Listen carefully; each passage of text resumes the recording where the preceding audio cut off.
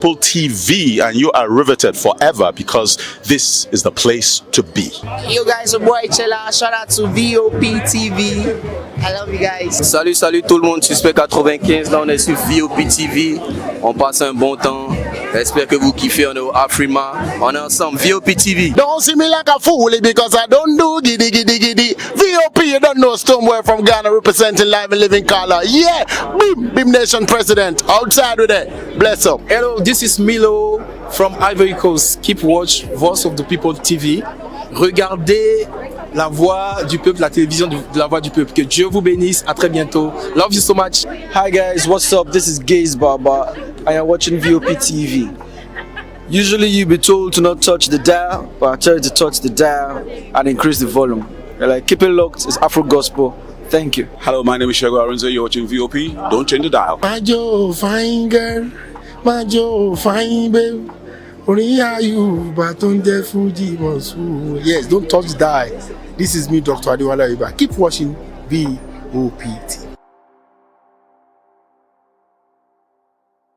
Hello there, my name is Damilola Ogunsi, also known as the Goldfish. Hi, my name is Chiki Bright Emmanuel. I'm an actor and a filmmaker. Hello peeps, my name is Yomi E. Adejumo. Hi everyone, I'm Paul Utomi. Hi everyone, my name is Stacey Benjamin and this is Voice of the People TV.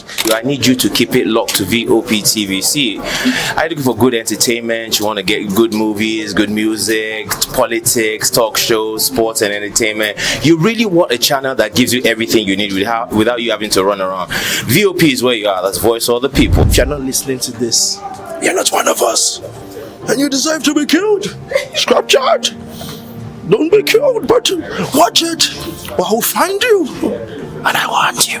And you are locked on VOP TV. Don't go nowhere. This is where the juice is. This is where all you need for entertainment, politics, movies, and whatnot. And keep watching VOP TV. So keep it locked because I'm locked already, man, and it's money back guarantee. So you're gonna have a good time because I do. And please keep watching VOP TV. I won't want to actually, I beg you, subscribe, watch it.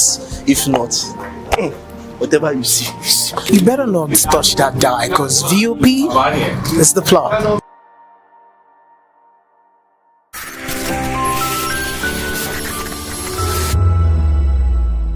Ngozi Okonjo-Iweala is not just a name, she is a face. Born on June 13, 1954 in Ogwashiuku, Delta State, Nigeria, Ngozi Okonjo-Iweala was raised in a family deeply rooted in education and public service. Her father, Professor Chukwuka Okonjo, was the Obi and respected academic. Her mother, Kamene Okonjo, was a professor and a medical doctor. Ngozi took her academic journey from Nigeria to United States, where she earned a bachelor degree in economics from Harvard University in 1977. Driven by a passion for development economics, she pursued a PhD in regional economics and development at Massachusetts Institute of Technology, which she completed in 1981. Dr. Ngozi Okonjo-Iweala dedicated 25 years to the World Bank, rising to the position of Managing Director, the second highest role in the institution. There's an Africa that you don't hear about very much. And sometimes I'm puzzled, and I ask myself why. This is the Africa that is changing, that Chris alluded to. This is the Africa of opportunity. This is the Africa where people want to take charge of their own futures and their own destinies. She was an instrument in spearheading initiatives that addressed poverty and promoted economic growth in developing countries, particularly in Africa, Asia, and Latin America. Answering the call to serve her homeland, Ngozi became Nigeria's finance minister twice, from 2003 to 2006, and again from 2011 to 2015, becoming the first woman to hold this position. She also briefly served as Nigerian foreign minister in 2006. During her tenure, she implemented critical reforms to combat corruption and stabilize the economy. Notably, she led negotiations that resulted in the cancellation of $30 billion of Nigeria's external debt, a monumental achievement that improved the nation's financial standing. Beyond Nigeria, Dr. Ngozi Okonjo-Iweala has been a formidable force on the global stage. She chaired the board of Gavi, the Vaccine Alliance from 2016 to 2020, playing a pivotal role in improving access to immunization in low-income countries.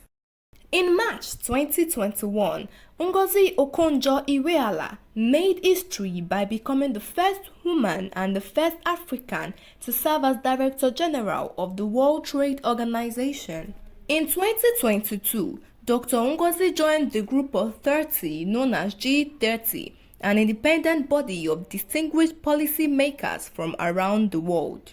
In November 2024, she was reappointed to serve a second term as Director General of the World Trade Organization. Dr. Ngozi's contributions have earned her numerous accolades. She holds honorary degrees from prestigious institutions and has received national honors. She is listed as one of the 50 greatest world leaders, the top 100 most influential people in the world, the top 100 thinkers, the top 3 powerful women in Africa, and many more. Despite the global responsibilities, Ngozi remained deeply connected to her family. She is married to Dr. Iyemba Iweala, a neurosurgeon, and together they have 4 children, including Uzodimma Iweala, an acclaimed author. Her life story serves as an inspiration, demonstrating that integrity, perseverance, and vision can drive transformation. Dr. Ngozi Okonjo-Iweala's journey reflects profound impact one individual can have on the world. Her legacy continues to inspire new generations of leaders.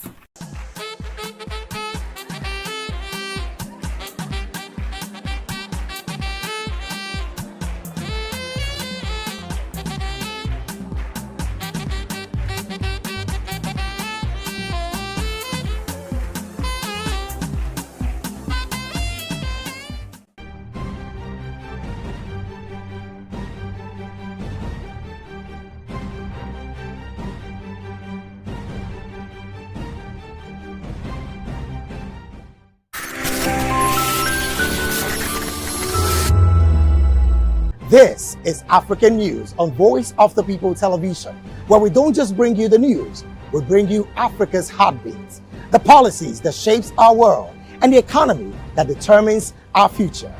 African News on Voice of the People Television. Stay with us. In a world where power shifts with every headlines, news breaks and events happens, we bring you unbiased and explicit information on politics, economy, and state of the nation. We break down the chaos. Facts, not fluff. Truth, not spin. We discuss not just politics, but a glimpse into the future. Voice of the People Television. Now you have more than a voice. We encourage you to click on the like button and subscribe to our YouTube channel. We are Voice of the People TV. Also follow us on all our social media platforms. We are at Vop TV Live. Visit our website www.vop.ng for fresh and trending news. Also watch us live on SLTV channel 264.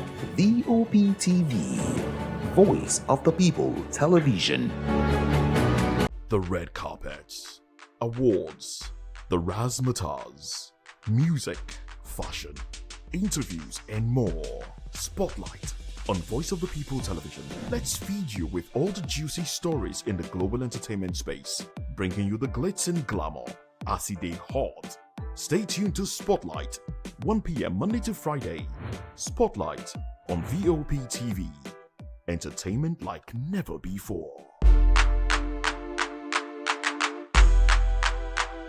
In a world where truth is the ultimate power and opinions scream the loudest, it's time to wade through the noise. Hunger no get tribe! Hunger no get religion! And scan the human interest and trending topics that matter. Stay tuned to The Issues, your plug to the stories making the buzz, from politics to science and technology, social justice, and more. Let's tackle the tough questions and expose the truth. The Issues on Voice of the People Television, Mondays to Fridays, 8 to 9 p.m. The Issues. Don't just react. Voice of the People. You can hear me now. My name is Patrick Doyle, and I wish that you continue to echo the voices of the people. Big up VOP TV. My name is Suibifa Dokobo. Please keep watching VOP TV. Hi, my name is Kwekumali Ikena Onyekwena, and I am with the Voice of the People TV. Now, if you're looking for the veritable channel for information, politics, robust discussions, you don't need to go far. VOP has you. VOP will always have you. Thank you. Hi, my name is Patrick Diabwa, aka Ibani Chuka, Amayanabo the Eagle King, and you are watching VOP TV. Africa is on the move, a continent of rising voices, untold stories, and powerful transformations. From the streets of Lagos to the heart of Nairobi, from the mines of Congo to the tech labs of Cape Town, the African story is being written every day. Bold, dynamic, unstoppable. This is African News on Voice of the People Television. We don't just bring you the news. We analyze and bring you Africa's heartbeat, the politics that shapes our nations, the economies that drives our future, the cultures that defines who we are, the voice that must be heard. Africa News, Africa's voice, Africa's future. Where Africa speaks, the world listens.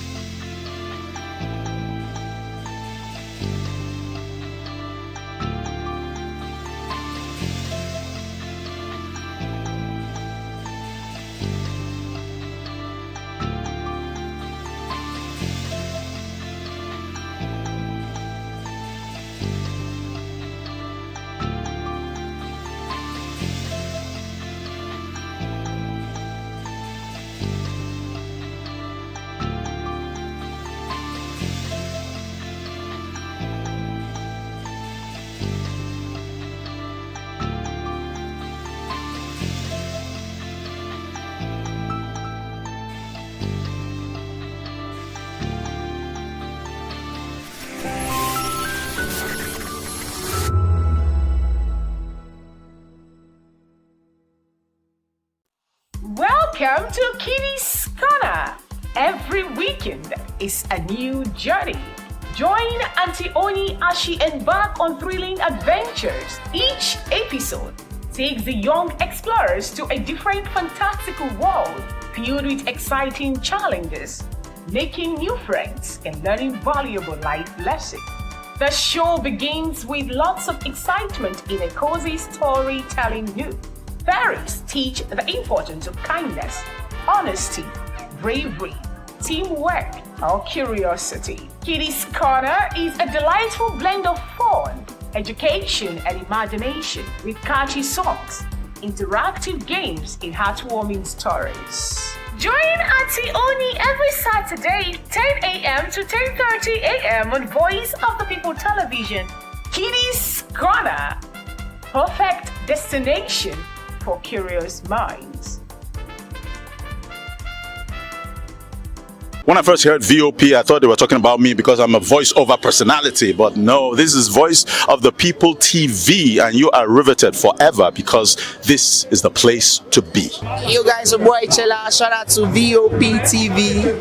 I love you guys. Salut, salut tout le monde. Suspect 95. Là, on est sur VOP TV. On passe un bon temps. J'espère que vous kiffez. On est au Afrima. On est ensemble. VOP TV. Don't see me like a fool because I don't do giddy giddy giddy. VOP, you don't know Stoneware from Ghana representing live and living color. Yeah, Beam Nation President. Outside with it. Bless up. Hello, this is Milo from Ivory Coast. Keep watch Voice of the People TV. Regardez la voix du peuple, la télévision de la voix du peuple. Que Dieu vous bénisse. À très bientôt. Love you so much. Hi guys, what's up? This is Gaze Baba. I am watching VOP TV. Usually you be told to not touch the dial, but I tell you to touch the dial and increase the volume. Like, keep it locked, it's Afro Gospel. Thank you. Hello, my name is Shego Arunze. You're watching VOP. Don't change the dial. My Joe, fine girl. My Joe, fine babe. Only are you, but on the Fuji was who. Yes, don't touch the dial. This is me, Dr. Adiwala Iba. Keep watching VOPT.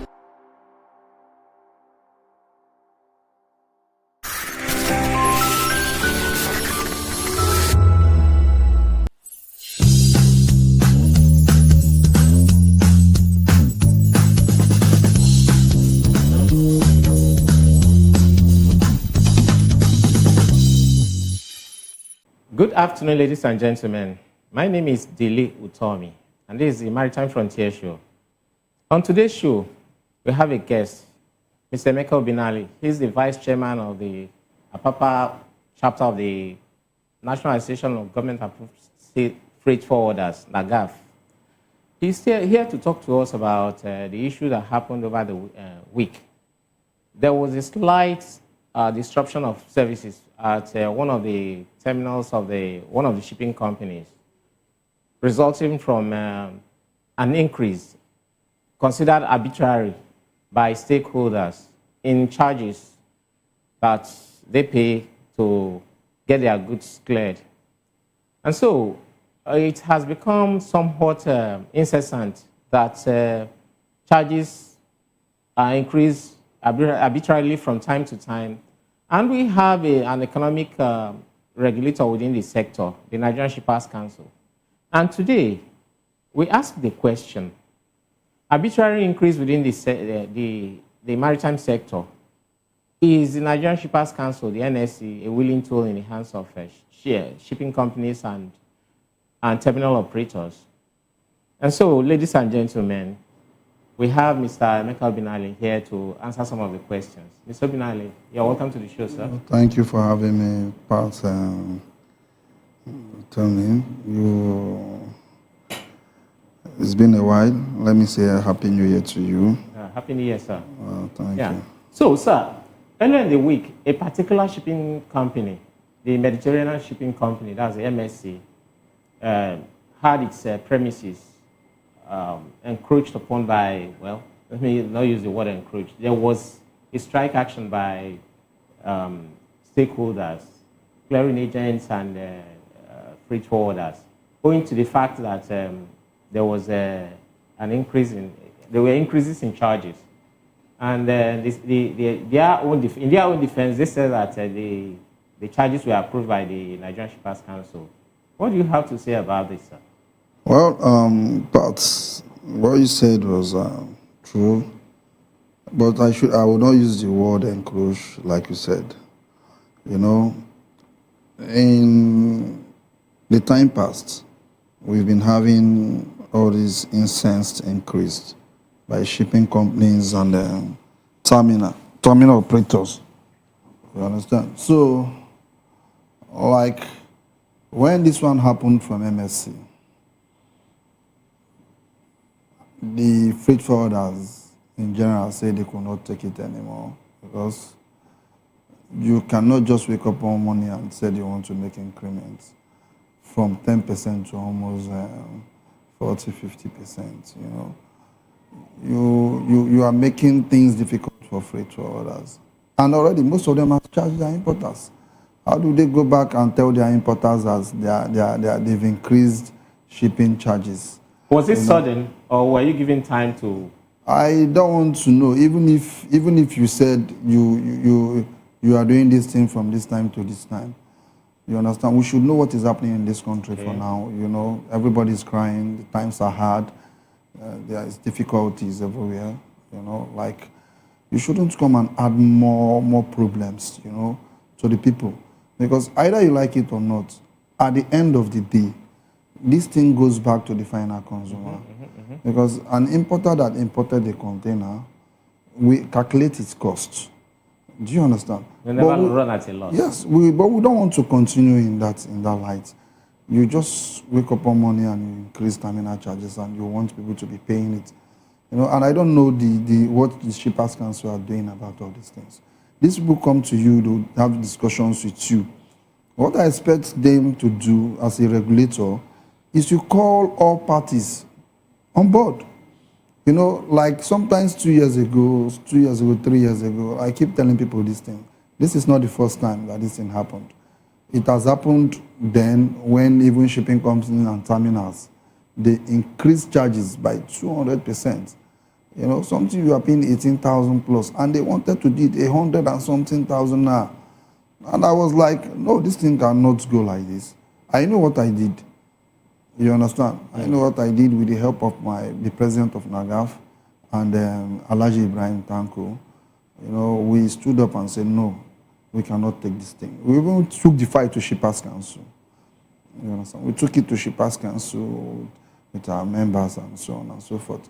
NAGAF has been in the front in what has been happening in time past. Because if we keep saying it, they'll say NAGAF with their troubles. It's not trouble. We emphasize things. We see things before they happen. Do you understand? Something that we've seen 3 years ago. Now people are not seeing it now. You understand? We are not going to take it. We are not taking it from anybody. You understand? Because we don't have any country to call our own. Nigeria is our country. And we have to make it better, whether they like it or not. If you are talking about this increment, what is the essence? What led them to the increment?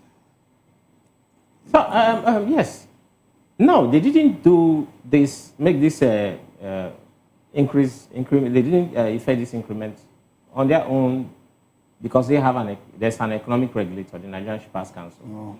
And they insisted that they went through the mills of approaching the Nigerian Shippers Council, and Nigerian Shippers Council approved this increment. Shouldn't it have been that you directed, you members of the stakeholders, directed your anger towards the Nigerian Shippers Council?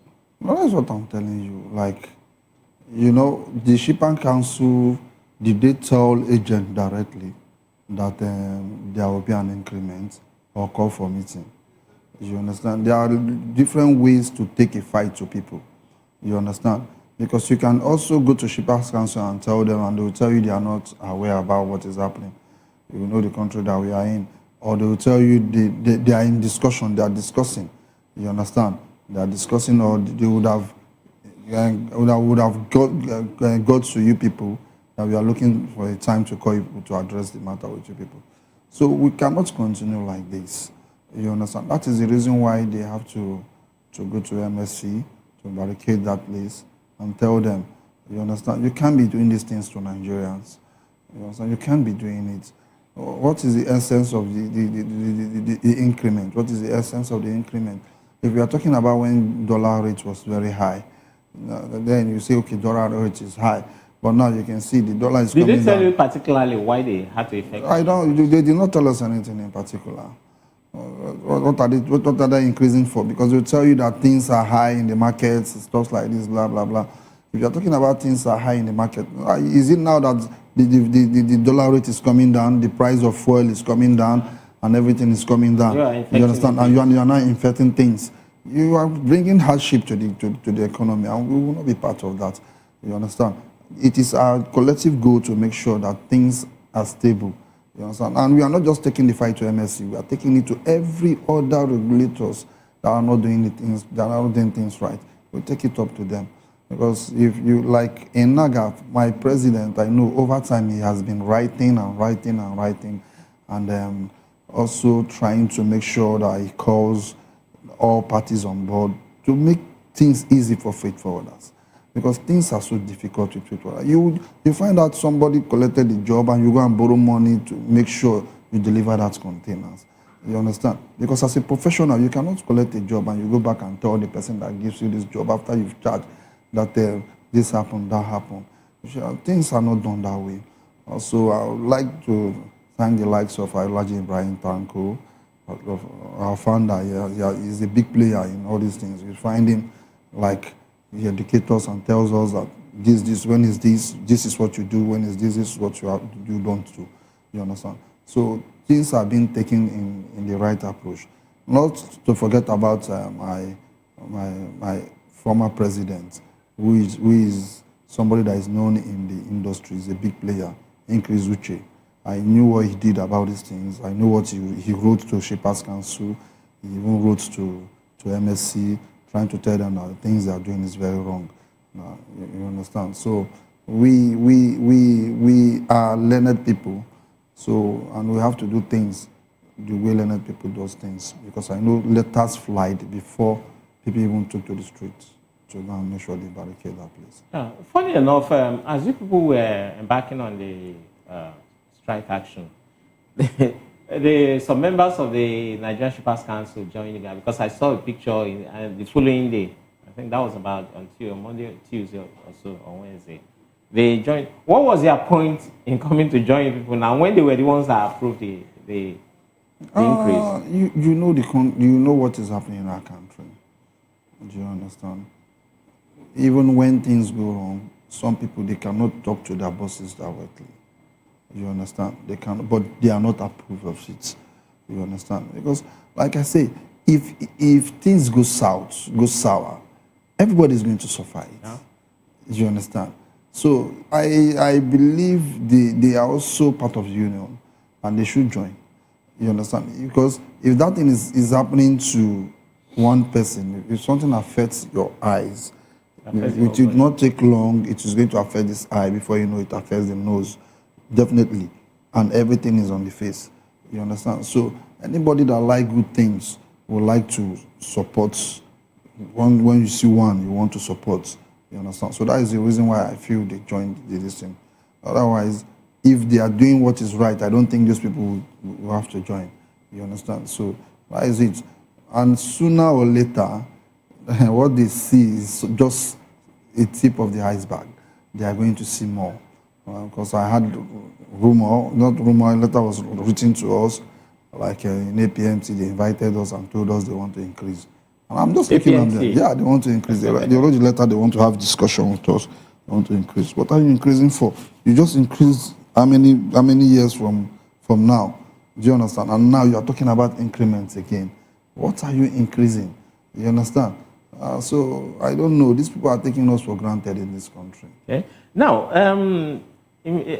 because I guess the strike action affected the Shippers Council. That's moved the Shippers Council to take action, because they immediately wrote a letter the second day of your strike, and I have the letter here, which is dated 13th of January 2026. It says, part of it says, the council wishes to clarify that the recent adjustment was approved strictly in accordance with its statutory mandate as a port economic regulator. The council affirms that all tariff reviews were conducted in a transparent, structured, and well-defined regulatory process. These processes include detailed technical and consultative engagement with affected service providers, aimed at examining the cost drivers, operational realities, investment obligations, and regulatory compliance. Now, if they had gone through all this and knew that the increase is justifiable, why did they double down on it? Why did they go back on it and ask them to I'm not a member of the Shippers Council. You know, I'm not a member of Shippers Council, but what I want to tell you is this for sure. You know what's right and what's wrong. If there had to be any form of increment, all parties should be called on board. There must be a discussion. There must be discussion. Okay. Do you understand? And reasons will be given. Do you understand? If those reasons are valid, we are not demons. We all run businesses. Do you understand? We also sit down and think of it and say, okay, if you had to do this, you can do adjustments here. You can do adjustments here to be able to balance it so we can meet at the middle. You understand? Not you just coming to increase something and maybe our boys that are on the field will come and tell us that they've made increments. The stakeholders are not being carried along. That is the paramount thing in this thing. Stakeholders are not being carried along. Before you do anything, I think you have to involve the stakeholders, relevant policies and programs. Thank you. Regulator. Yes. Yeah, and why do you think the regulator, the Shippers Council, didn't do this? Because they are not saying, oh, MSC, Mediterranean Shipping Company, go and talk to the stakeholders before increase, which means that this increase is only suspended, it's still subsisting. It will still be affected sometimes in the future. They only said, let's suspend it, but go and talk to the stakeholders. Why don't you think that they are not, why do you think they are not talking to you guys? Who is regulating who? Because it looks like now the dog wagging the tail. The MSC is now regulating the NSC. That's Mediterranean Shipping Company is now regulating Nigerian Shippers Council. Who is regulating who? That's why I asked you the question. It's supposed to be because the Nigerian Shippers Council. If things are properly done, I think the Shippers Council will call for a wider meeting, invite MSC, invite the freight forwarders, how do I put it? Invite let me say freight forwarders, invite them, call them on the round table discussions, you understand? We're able to mediate within the two parties. You listen to these other persons, you listen to these persons, then you will not draw a conclusion. You understand? That is how things have been done. You cannot tell the Shippers Council you cannot tell the MSC to go and discuss with freight forwarders because they are their clients, they are their customers. Now, I'm your customer, you understand? I'm getting something from you, and now they are not telling me and you to go and sit down and I don't think there will be an headway because me being your customer, I will have to dictate for you. I will tell you because the word says customers are always right. Then if you are telling me you have to increase, because me too, I would want to get the better part of you. You understand?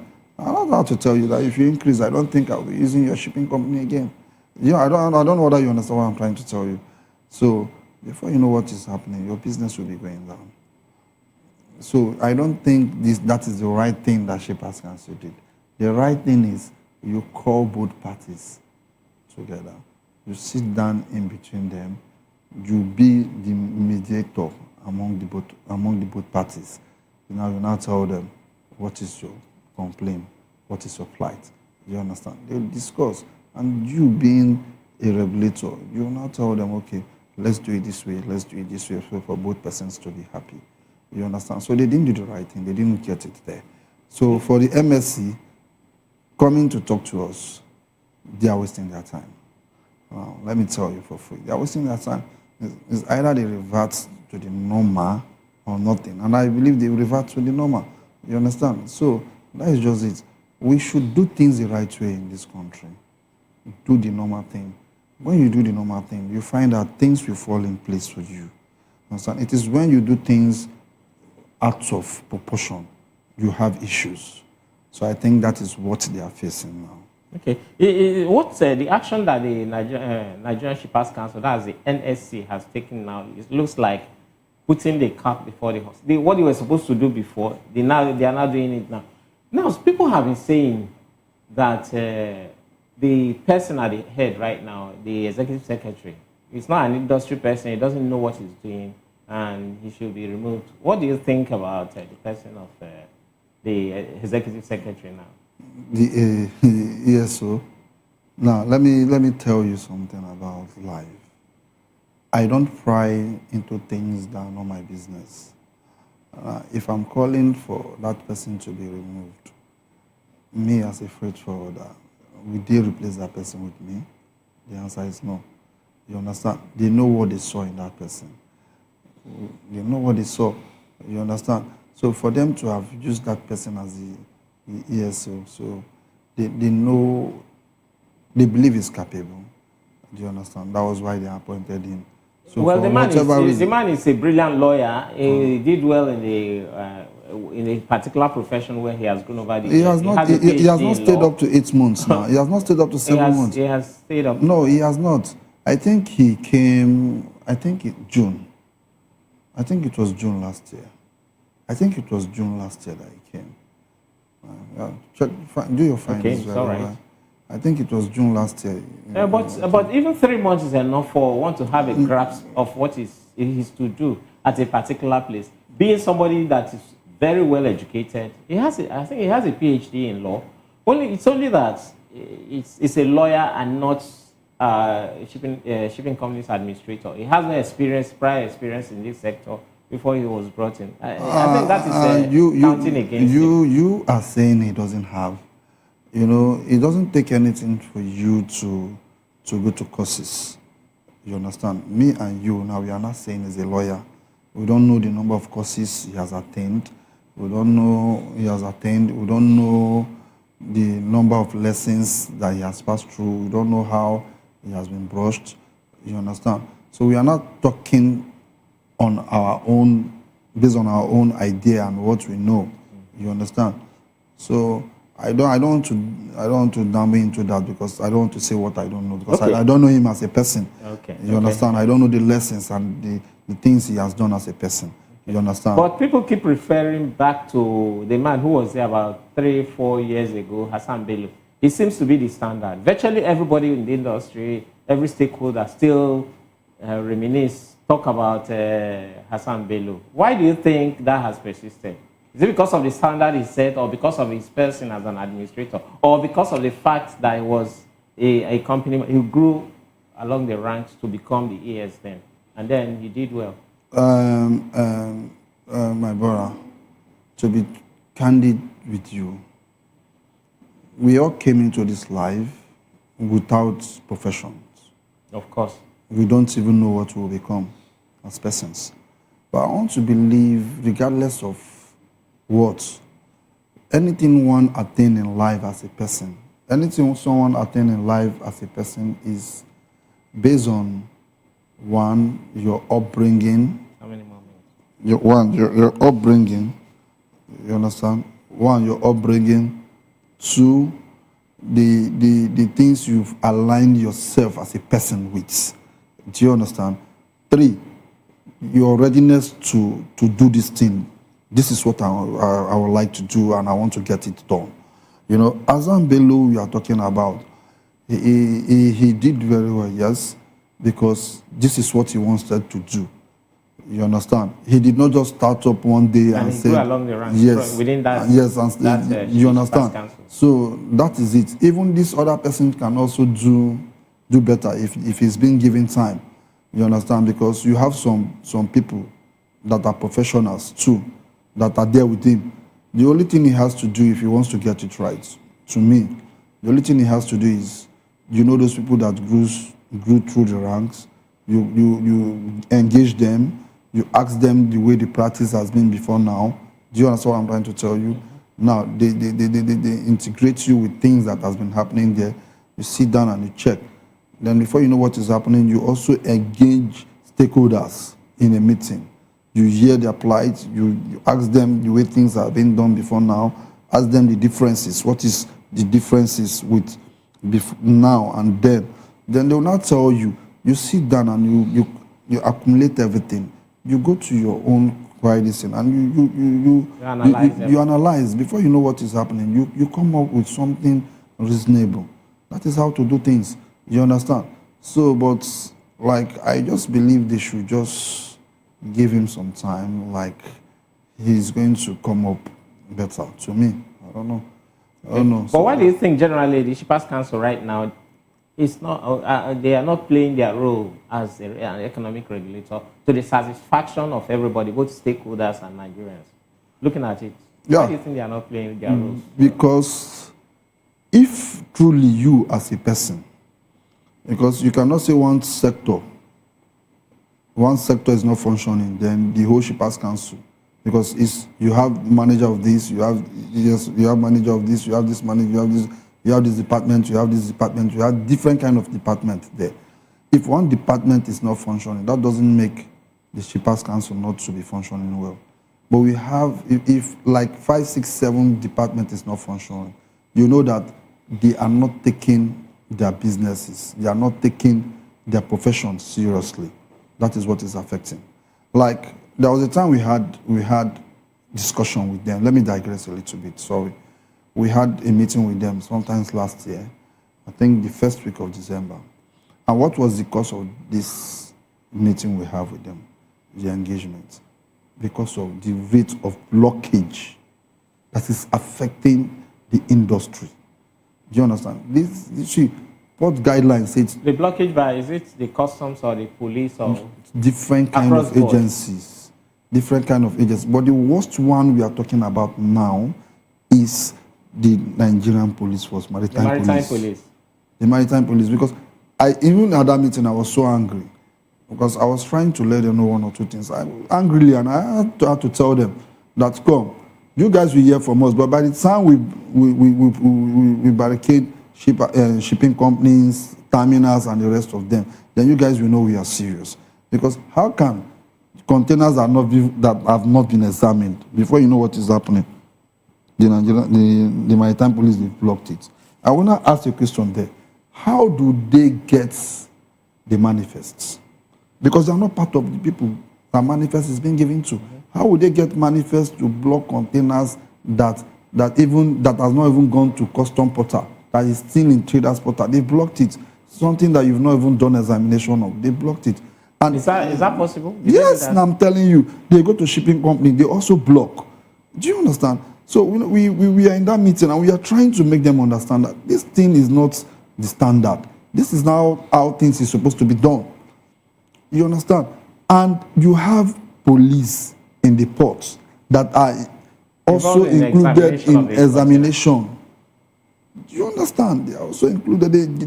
They get involved in examination, and before you know what is happening, they still block your container. You have to, after every other thing, maybe you've gone through releasing to write your TD or terminal delivering order, you now have to go to Obalende. Do you understand? Counseling house. You go there. You now have to go and start discussion, negotiation, or what have you. Do you understand? It will not take you days. What are usually their reasons for blocking? What are their reasons? Well, their reasons are not genuine. It's not genuine. What reasons? See, there is this adage that says, give a dog the bad name and hang the dog. Do you understand? They don't have any genuine reasons because all these things are containers that we are positioned to examinations conducted, police, Nigerian police force in the terminal, in ports. They came for examination. So why are you blocking the containers? What are you blocking them for? If you have any intel, what you're supposed to do is you inform the controller of that command that we have an intel about this thing. Let this thing be positioned that we want to be part of the examination. So they will now position the container for examination and you'll be called. You understand? So all these practices are things that are not normal. They are not right. It's happening in the industry. Somebody also raised an alarm that it's like it's an arrangement between the police and the Nigerian Shippers Council. What do you say about that? I told them bluntly there now. I told them in that meeting. I told them, I said, this thing is arranged between you and the Nigerian police force, the maritime police force. Yes. Why do you think it's and they said they were not aware. They were not aware that they are not part of it. And I said, if you are not part of it, why are you collecting? You are collecting this thing from them, and you now have to send it to a shipping company. You send it to terminals. So if you are doing that, you are part of it. Before you know what is happening, 250 containers will be blocked. So almost daily basis. So they are not facilitating trade. They are killing trade. Now you're talking about Nigerian Shippers. Yes, they are killing trade. So why do you think they are not acting to defend you, the stakeholders, when the police does this? That's best known to them. I don't know. I don't even want to know. But I promise them one thing. I have told them. I said, it's coming soon. And it will be sooner than later. Because we've been speaking, our voices is being heard all over the TV, in the radio stations. We've been trying to talk about all these things. But before you know what is going to happen, we'll hit the streets. And by the time we hit the street, we'll hit the street really hard. That is going to affect everybody. So at that time, I think maybe the government will now come in and now said, what is the problem? So maybe we'll now sit down and analyze and see if truly that is how things are supposed to be done. Do you understand? I'm privy to a letter written by one of the associations within the sector, to the presidency. I guess it's part of the reason why the increase increase in charges were suspended. What did NAGAF do in terms of writing letter, or apart from the fact that you guys were also involved in the strike action?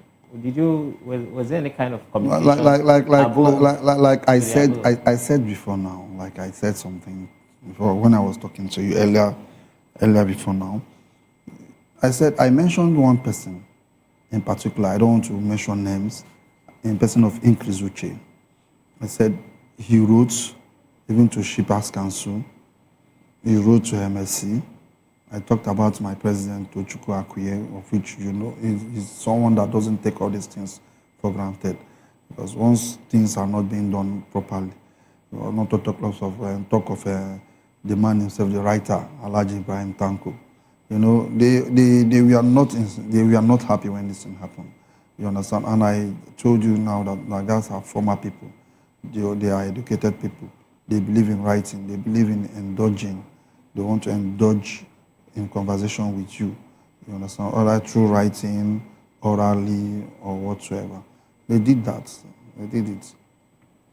And moving forward, what do you think the Nigerian Shippers Council should do or should be doing in order that the sector becomes more stable and the growth that people envisage will be realized? What else would they do? They should go back to the drawing board. They should go back to the drawing board.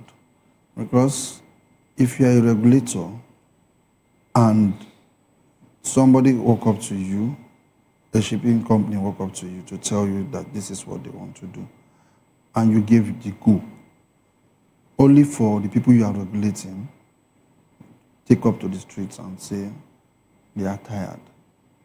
You should ask yourself some questions. Did I get this one right? If you find out that you didn't get it right, what will be the next thing for you to do? You trace your step. You understand? Because nobody is perfect. Nobody can be 100%. You understand? You trace your step, and the places you felt that you didn't do well or you are not doing well, you call yourself to order and make sure you do the right thing, you do the needful. And those people you feel that you took decision against that is not right, you call them for a roundtable discussion and you apologize to them and tell them that going forward, that you don't think this thing will happen again. You understand? So they can believe in you once again. So you people can now coexist. That is just the best way to go about it. Okay. I'm not holding brief for the Nigerian Shippers Council, but I've heard from one of their or two of their staff saying things like they are handicapped by the fact that the law setting up the Nigerian Shippers Council did not give them the power to really punish offenders. So it's funny because you are a regulator, the economic regulator of the sector, and you're telling us that you do not have the power to punish erring players within the industry. Right now they've gone to the House to, for a review of the bill that set them up, and so that more powers will be added to them. And it's like they are having some kind of a pushback because what the new bill that they are presenting to be assented to by the president will now give them power even to regulate some of the agencies that are competing with them, some of the government agencies. So they are saying that if that power is given to them, things will be better. Do you think Nigeria should wait? So if we wait for the next 10 years and they are not giving that power, this is how we are going to continue to do things. In all honesty, I don't believe in this philosophy you are just telling me about now.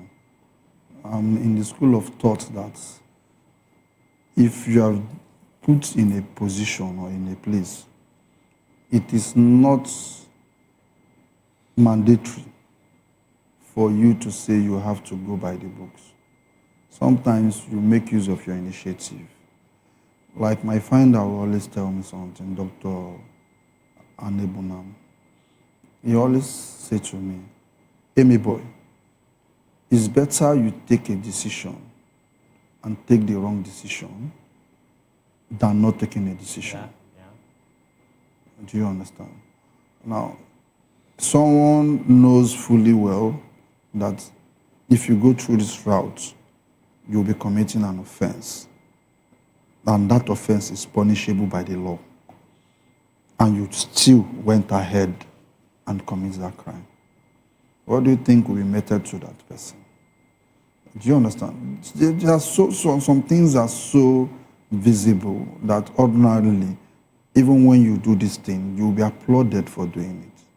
You understand? You take your chances. Sometimes you take the bull by the horn. Even you doing that thing will now make even the relevant authority to say, oh, this thing that this person did is supposed to be in the arts. Do you understand? It's supposed to be in the arts. So next time, if somebody else try that thing, because this person has done this thing, that person will not even try it to know that, okay, doing this thing is wrong. You understand? So I wouldn't do it. You understand? The relevant authority will now say, okay, based on what this person is doing, let's include this thing in the bill. You understand? But if you just sit down there as this is what this I should do, and I will do it, you understand? You'll be making mistakes. Just like if it's in the Bible. You know, when Jesus gave them talents, one said, this master, a wicked person, do you understand? If I go use this thing trade now, I count the money now, he went and buried the talent. Now someone else said, okay, make use of that talent, made more profit, and the one that went and hid his own was taken from him and given to someone that made profit. Do you understand? Now, God rewarded him for what he did. I don't know that you understand what I'm trying to tell you. So you don't just be comfortable on your comfort zone or with what is being given to you. Try to make some innovations. That is the reason why we go to school. You understand? You go to school, that doesn't mean going to school is, I will come and do this practice. You go to school because you know you can create things. Do you understand? That is the essence of going to school. Going to school, you have these innovations. You want to put this thing into this thing to get these results. So if you have given a particular role to play, be a big player. Make sure you do something that people, after you might have left, they'll keep talking about you. So that is it. So sitting on the defense and say that this thing, we don't have the powers to do these things, all those things are excuses. Okay. Yeah, I think you have a point there because we know that the Nigerian Shippers Council is the economic regulator of the industry, but also we have an agency that also regulates some certain aspects of the industry, like NIMASA, and they are also doing their own bit, and they are not giving any excuses about why they are not to perform. They are even going about bringing innovations like the Deep Blue project and Nigerian Customs is doing their own bit, and they are not complaining. So why is it that the Nigerian Shippers Council cannot perform? Because if they do well, if they perform creditably well, the industry will grow. Why can't they do their job? It is left for them, like what I said to you. Yeah, that's the reason why we are talking about it. It's left for them, you understand, to sit down and check. You have three arms of government. You understand? The executive, the judiciary, and the legislature. If me, as a legislator, the people in the nation are complaining, and I now find out that this complaint is coming from my own side as a legislator, the judiciary and the executive, they are doing perfectly well. I don't have any other this thing than to sit up, because while I was going to school, my dad used to tell me then that, hey, boy, come, first or nothing. And even when you are not getting the first, you have to put in every other thing to say, okay, man, I had to go hit this first. Do you understand? Even when you are not getting that first position, they are looking at you. You understand? They are looking at the effort you are putting. The effort matters. You understand? Now, the Shippers Council should put up a fight. What is the fight? The effort. to make sure and find out if there are people in that Shippers Council that is trying to sabotage their efforts. If there are people trying to sabotage their efforts, they have to remove the rotten eggs from the good one. Because I don't want to believe that it's all section of the Shippers Council that is bad. I don't want to believe that. Do you understand? So they should work on themselves. The bulk of the load now is upon them. The onus is within them to say, okay, enough is enough. We want to stand up for what is right. Do you understand? The Shippers Council from this time to this time will be the best sections that people would never ever imagine of. Do you understand? So, and once they get it right, man, the maritime industry will blossom. You said something earlier that you've never met the executive secretary of the Shippers Council. Why is that so? Is it that you don't have businesses going there, or what? Do you speak with some of the? Yeah, like I said to you, I said we had a meeting. I think earlier December. I'm the vice chairman of Apapa chapter. I have my chairman, which is in person of Eze Uchendu. And we know how this thing rolls. Once the chairman is on seats, is the father of the family as at that time. Of the family, is the family. Is the father of the family in Apapa chapter. The decisions, the bulk of the decisions lies within his table. Do you understand? So he should be the one with the secretary to attend meetings. You understand? You cannot go above your chairman. Actually, what I'm asking is this. So aside from association, is there no reason for you as a freight forwarder, as a stakeholder? No, if I have business to discuss with him, do you understand? If I have any business to discuss with him, I will go see him and discuss with him. If I have anything to tell him that will help him, that will propel him as a person to be able to do better, I will go and meet him, do you understand, and have discussions with him. But for the now, I don't think I have any reason to go meet him. But going forward with what is happening now, I think I'll have to engage in a discussion with him, you understand. But like I was saying before now, my chairman, my secretary, they always have meetings with them. Now, the last meeting that I was privileged to go, that my chairman called me and said, very early morning, said, Emeka, where are you? I'm at home. So we'll be having a meeting with Shippers Council. I said, sir, I'm aware, and I know you'll be going. And I said, no, I can't go. I want you to go there and deputize for me. You understand? You go with SYZ, you understand? You guys should go there and deputize with me. You understand? And I said, okay, no problem, sir, I will do that. Unfortunately, the ES was not around. You understand? So that meeting was shared by someone else, by a lady. You understand? So, and that was it. You understand? So if there's any room for conversation, I think the room will be created and we'll have to discuss, because it takes two to tango. And, you know, they always tell us this thing from our childhood, that two good heads is better than one. Yeah, yes, two good heads are better than one. Then, people have also complained that the man is not actually available. So even if you want to go and see him, because of course we know that he has a political ambition. He wants to become the governor of his state, Benue State, in the next dispensation, that's the next year's election. And that is not always available, and that this is part of the reason why the Shippers Council is not functioning properly as it should. So if you want to see him now, how do you go to see him? Because it's not always available, according to some stakeholders. But I don't want to believe you are in the back age. I think this age that we are now, you cannot just go to someone's office and say you want to see that person. You understand? We are in computer age. You understand?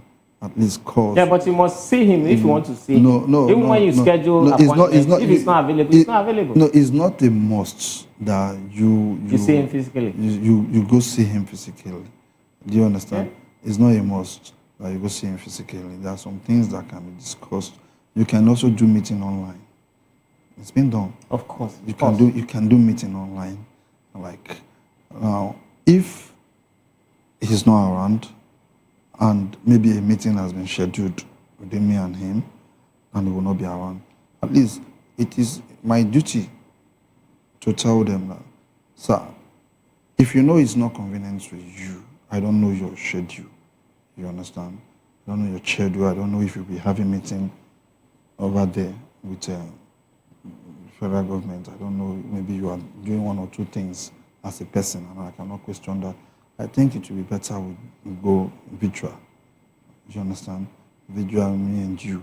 So there are some things, some vital information I would like to give you. Or can we do it via WhatsApp call?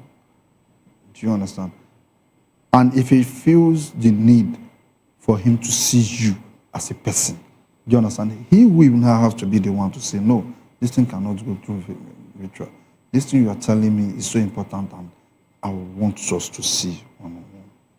You understand? And I want to believe, like I said to you now, with all these things going on, he's not a wood. He's not a wood. He has been hearing, he has been saying. Do you understand? Like you hear and he see this one. Yeah. He's hearing and he's saying. I think he will make himself much more available for people to be able to access him. You understand? Because he's well read.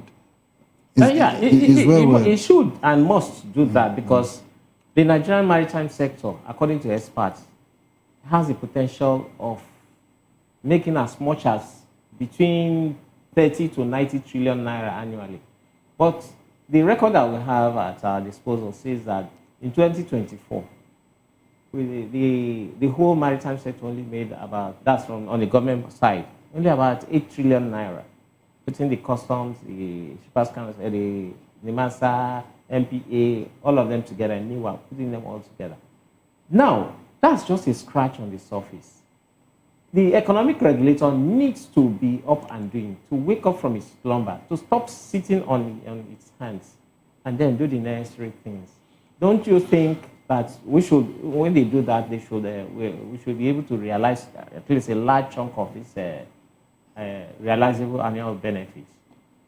Pat, in all honesty, Dilutomi, sorry, with all honesty, and I have to tell you this from the inside me, I don't think that one is the fault of the economic regulator.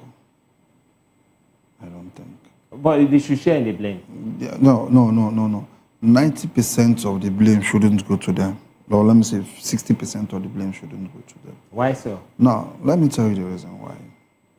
You know, importation generally in the nation has dropped drastically.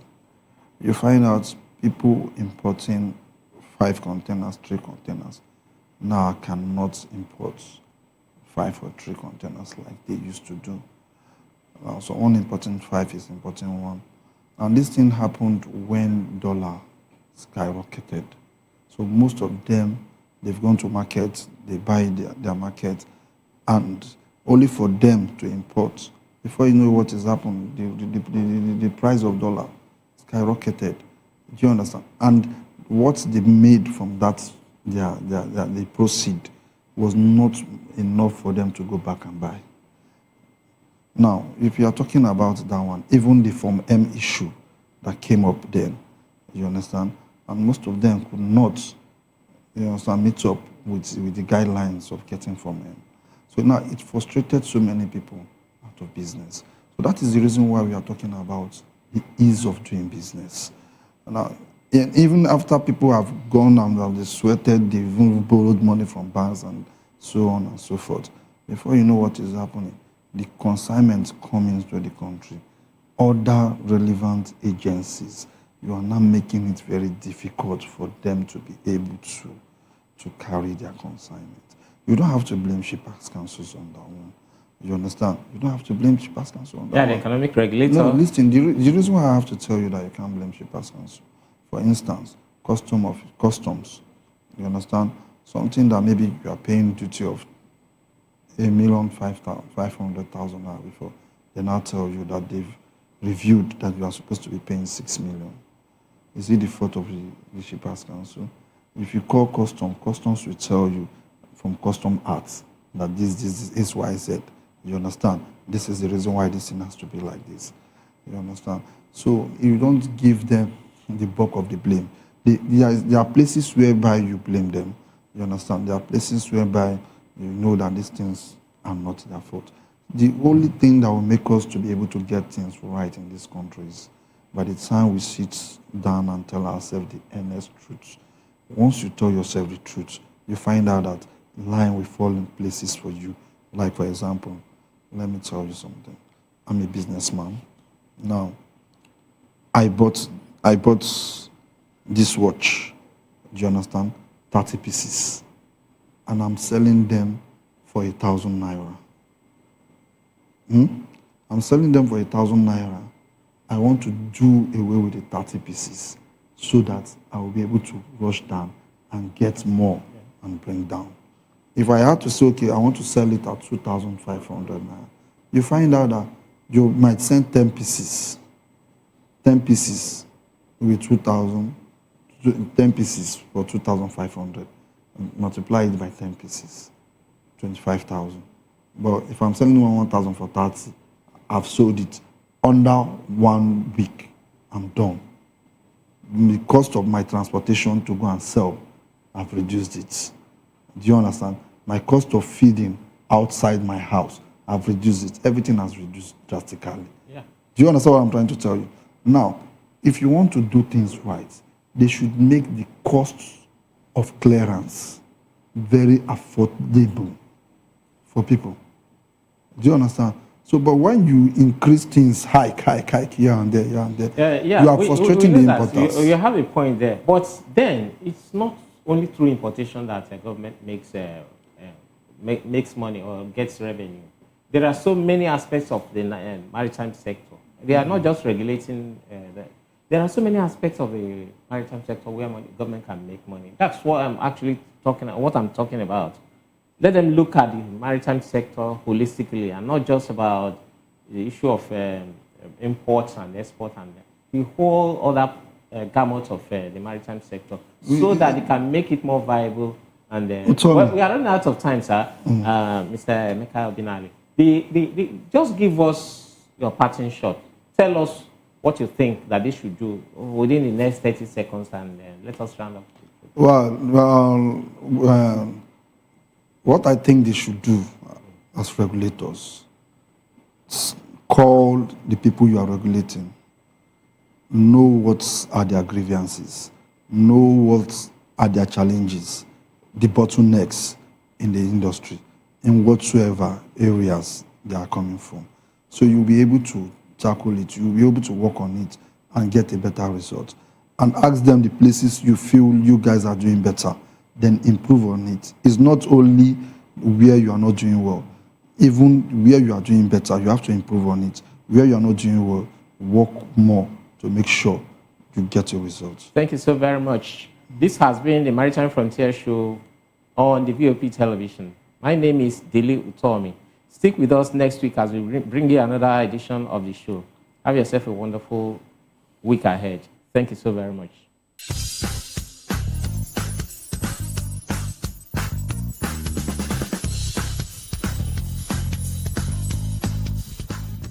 To know the happenings in the maritime sector, join us on the program Maritime Frontiers on VOP TV as we discuss key areas in the maritime sector, from aquaculture, maritime transportation, maritime labor regulation, oil and gas exploration, ferry and passenger insurance, marine pollution and prevention, port operations, and lots more. Maritime Frontiers, exploring Nigeria's blue economy.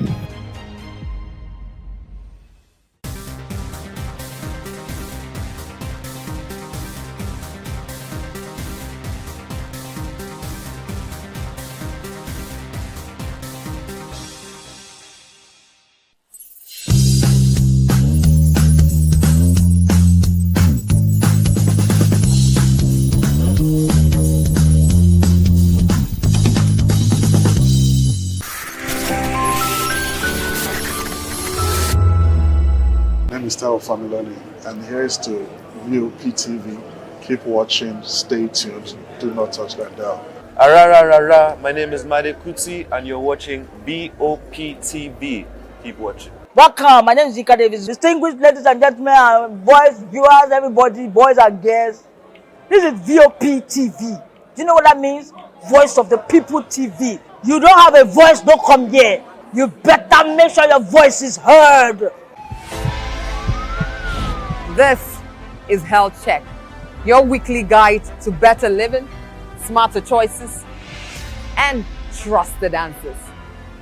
From everyday wellness to urgent health issues, we've got you covered. Health Check, only on Voice of the People television, where your health has a voice. To know the happenings in the maritime sector, join us on the program Maritime Frontiers on VOP TV as we discuss key areas in the maritime sector, from aquaculture, maritime transportation, maritime labor regulation, oil and gas exploration, ferry and passenger insurance, marine pollution and prevention, port operations, and lots more. Maritime Frontiers, exploring Nigeria's blue economy. We encourage you to click on the like button and subscribe to our YouTube channel. We are Voice of the People TV. Also follow us on all our social media platforms. We are at VOP TV Live. Visit our website www.vop.ng for fresh and trending news. Also watch us live on SLTV channel 264. VOP TV, Voice of the People Television. The red carpets, awards, the razzmatazz, music, fashion, interviews, and more. Spotlight on Voice of the People Television. Let's feed you with all the juicy stories in the global entertainment space, bringing you the glitz and glamour as they hot. Stay tuned to Spotlight, 1 p.m. Monday to Friday. Spotlight on VOP TV. Entertainment like never before. Welcome to the locker room, the home of football talk that matters. I am Jerry Ampelon. Join us every weekday, Monday to Friday at 5 p.m. Nigerian time, as we share the hot takes and hot debates in the exciting world of football. And joining me are the usual suspects, Ikechukwu and Mayowa, as we break down all the hot takes and everything that's happening in the football. Don't just watch football, live it with us. Catch us on the locker room and Voice of the People television at 5 p.m. Nigerian time. And like I always say, if not going to the talk, please discuss.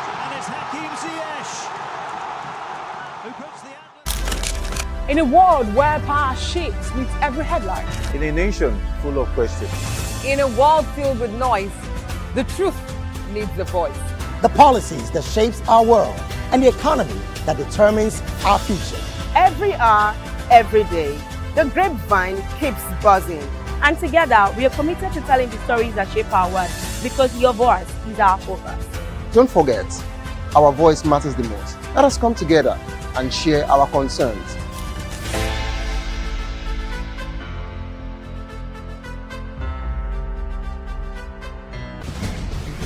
Join us as we drive into the world of politics through insightful interviews with prominent political figures, both serving and former governors, ministers, senators, legislators, party chieftains, activists, and analysts. Get first-hand information into the decision-making processes that affect our daily lives. Highly engaging one-hour program that brings political discourse into focus.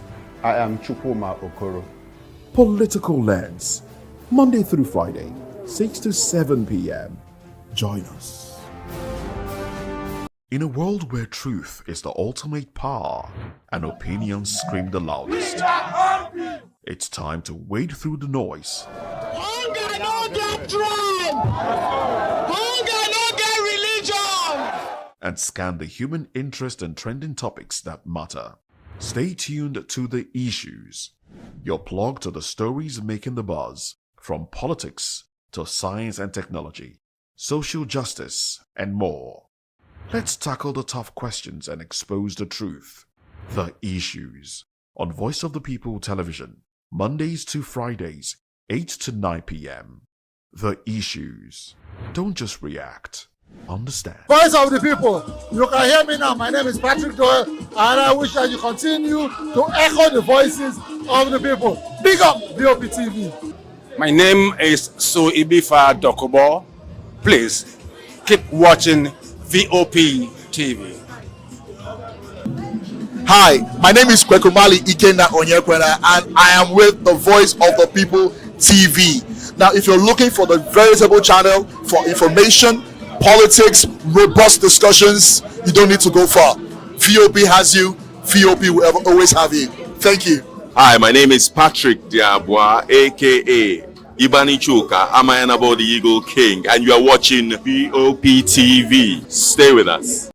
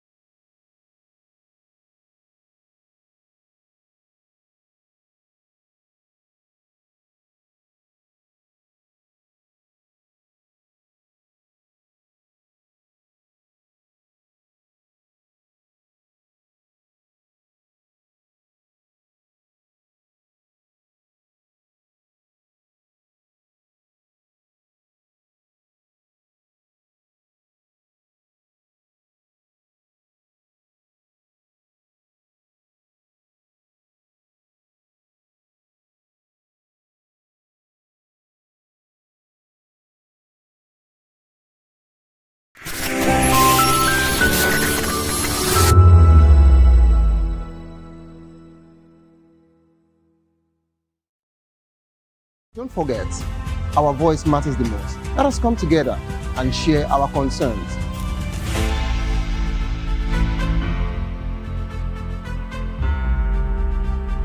I'm Mr. Familoli, and here's to VOP TV. Keep watching, stay tuned, do not touch that dial. Arara, my name is Made Kuti, and you're watching VOP TV. Keep watching. Welcome, my name is Zika Davis. Distinguished ladies and gentlemen, boys, viewers, everybody, boys and girls. This is VOP TV. Do you know what that means? Voice of the People TV. You don't have a voice, don't come here. You better make sure your voice is heard. Are you ready for the extraordinary? Something big is happening on your screen. Introducing VOP TV. Now streaming on SLTV channel 264. From breaking news to captivating conversations, news analysis, giving you all sides to the story. We break in-depth discussions on the issues that matter, from politics to sports, entertainment, and lifestyle. VOP TV on SLTV channel 264. Join us as we redefine what television means to you. Voice of the People Television, VOP TV. Now you have more than a voice.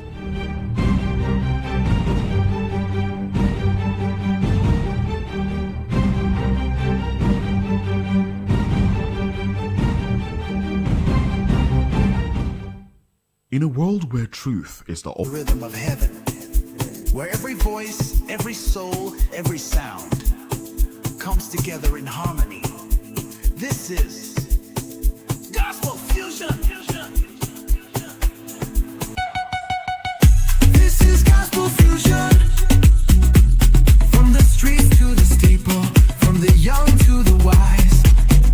With every nation, with a sound that never dies. Hop together, never dies. Heartbeat of revival. Let the Spirit lead the way. Every reverend, every language, praising God in every way. This is Gospel Fusion. Well, it's a beautiful Sunday afternoon, and we bid you welcome wherever you're watching us from, anywhere in the world. It is Gospel Fusion Live, and yes, just like you always would want it, it's about time we give you the best when it comes to gospel entertainment right here in Africa, and of course the rest of the world. Well, my name remains David E. And today, okay, so today I got my friends. I call them my friends because yes, these are young people who are doing amazingly well for themselves. And we will be talking with them. I mean, they're in the studio already. It's not like we're expecting them, and they are here with us already. But then again, you know how we do it. Yes, we kick it off with, of course, the first segment of the show, which is the Gospel Music Root segment. Well, that is a segment where we try to give you a little journey by way of a very small documentary of how gospel music has evolved over the years in some places, and of course how gospel music has changed a lot of persons and a lot of culture, as it were. And yes, that is on the Gospel Music Root segment. And after that, we'll be going straight to our top 5 song of the week. You really want to find out what our top 5 song of the week would be? Just stay with us. You definitely will be getting a part of it. And of course, after that segment, we'll be diving straight with my guest that is in the studio. I don't want to say they so that you don't know that you had to, but my guests are in the studio. All right, let's start off with our first segment of the show. It is a Gospel Music Roots, and our country focus today is Comoros. We want to find out how much gospel music has evolved and changed the trajectory of people, culture, and of course the place itself called Comoros. You want to take this journey with us. We'll be right back after this. Please stay with us.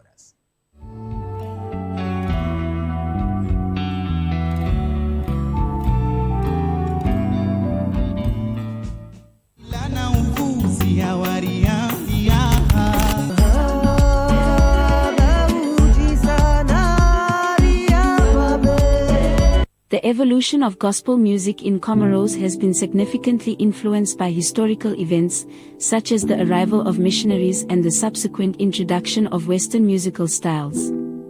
Over the decades, gospel music has transformed from traditional forms to include contemporary influences, creating a rich balance of sound that resonates with various demographics. Traditional gospel music genres in Comoros. Beni style gospel. Beni is a genre rooted in the spiritual and religious expressions of the Comorian people, blending indigenous rhythms with Islamic influences.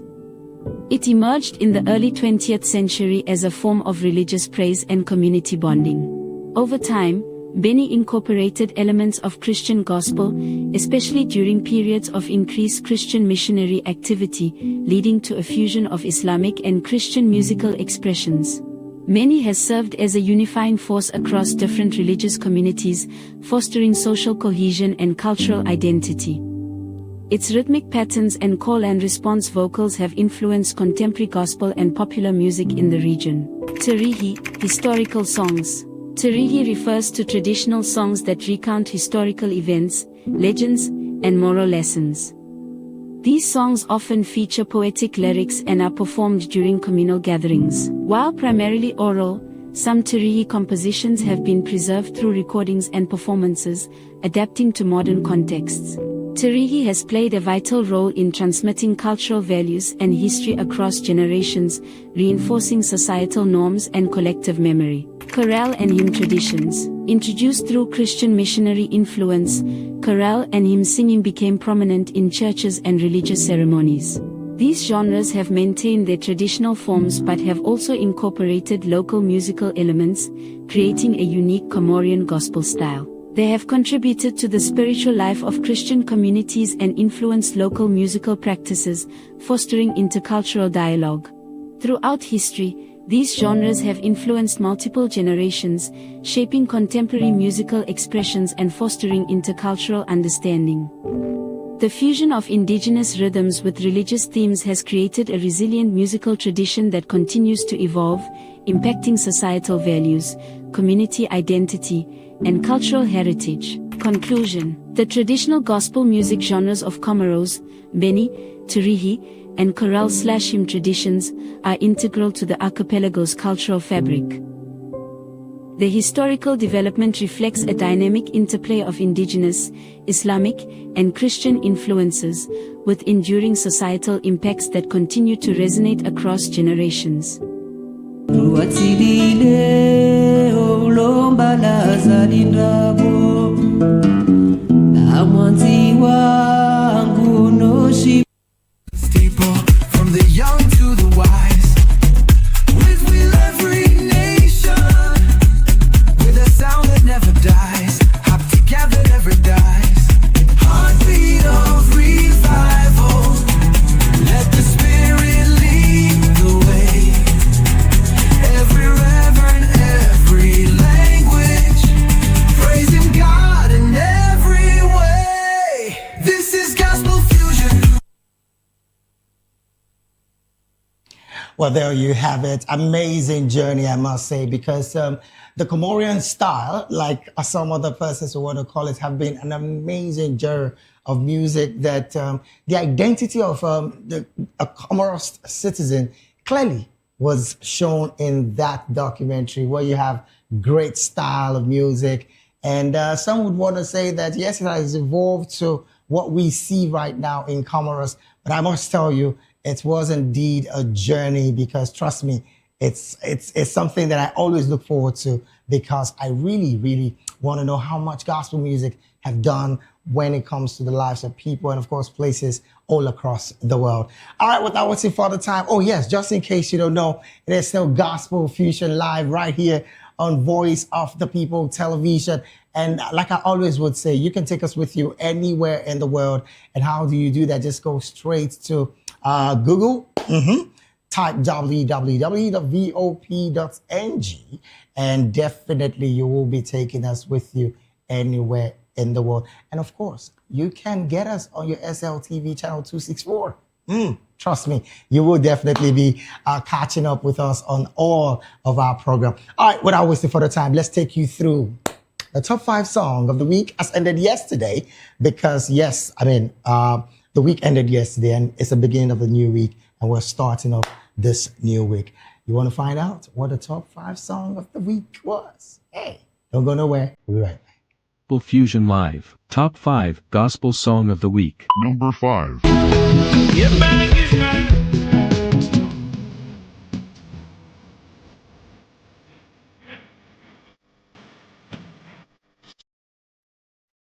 Number 4. People they laugh you, say you don't get value. Them say you BSU, say where is your virtue? Oh yeah, feel wallet. Number 3. All the time, your testimony go enter. No need to back all you are there, your matter. All things are working, tomorrow will be better. Give him the Number 2.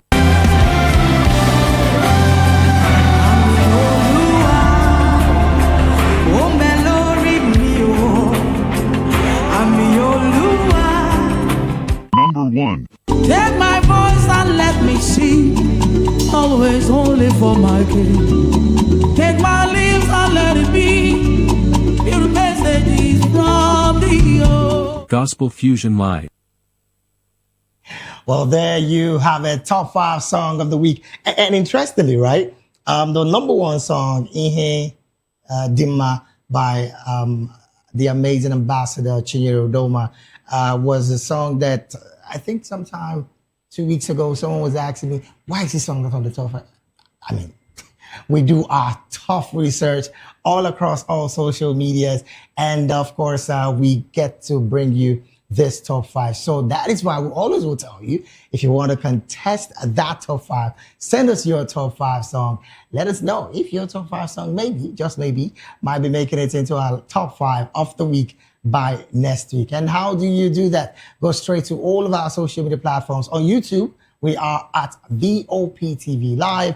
And on all other social media platforms, we are, of course, oh yeah, Voice of the People TV. That's where we are on YouTube. And on all other social media platforms, we are at VOP TV Live. Well, there you have it. So send us your top 5 song.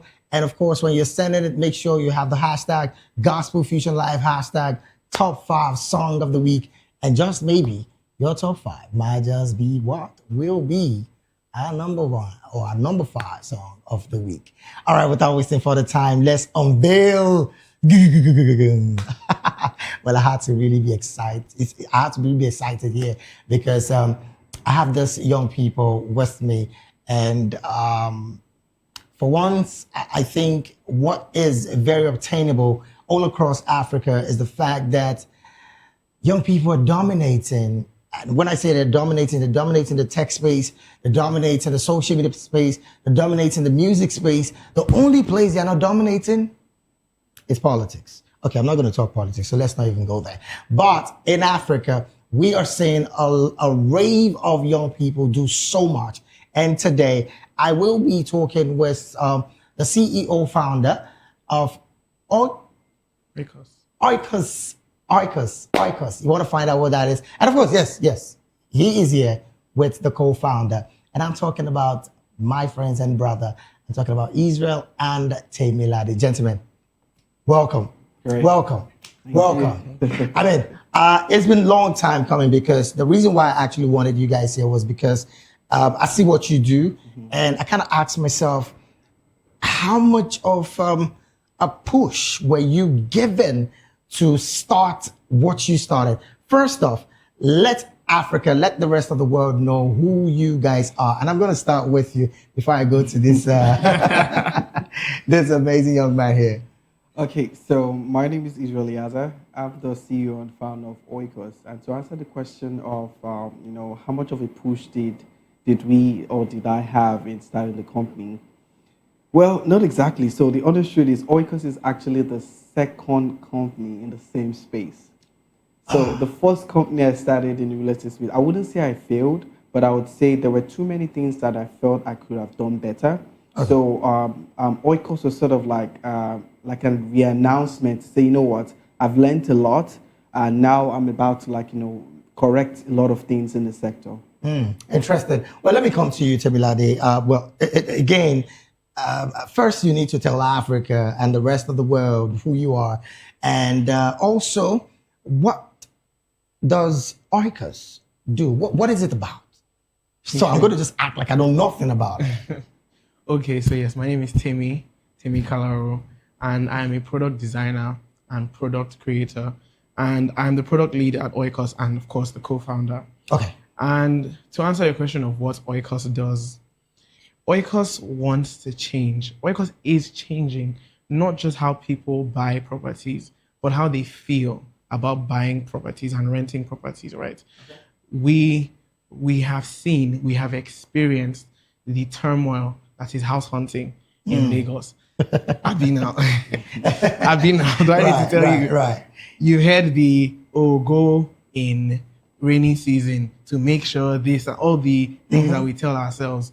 And even on the agent side, you have genuine agents going through so much because of the generalization against agents. So Oikos was birthed from a desire to see a solution to that experience, right? People are trying to find places to live in, right? This is where you're going to spend probably, let's say, 50% of your time. Right? You should be comfortable, and it should not be scarred by the memory of what you had to go through to get the place. Right. So that's what Oikos. Okay, so in other words, Oikos is about like another better alternative when it comes to wanting to go house hunting, whether buy or lease, and most importantly, a safe place. So now, when you say something is safe, and I'm coming to you, Israel. Okay, so another interesting part of this conversation is the fact that I want to find out, when you say something is safe, how safe is Oikos? Because yes, we know that, Africa, Nigeria, some very dubious people around. You are different because you decide to do something pretty different.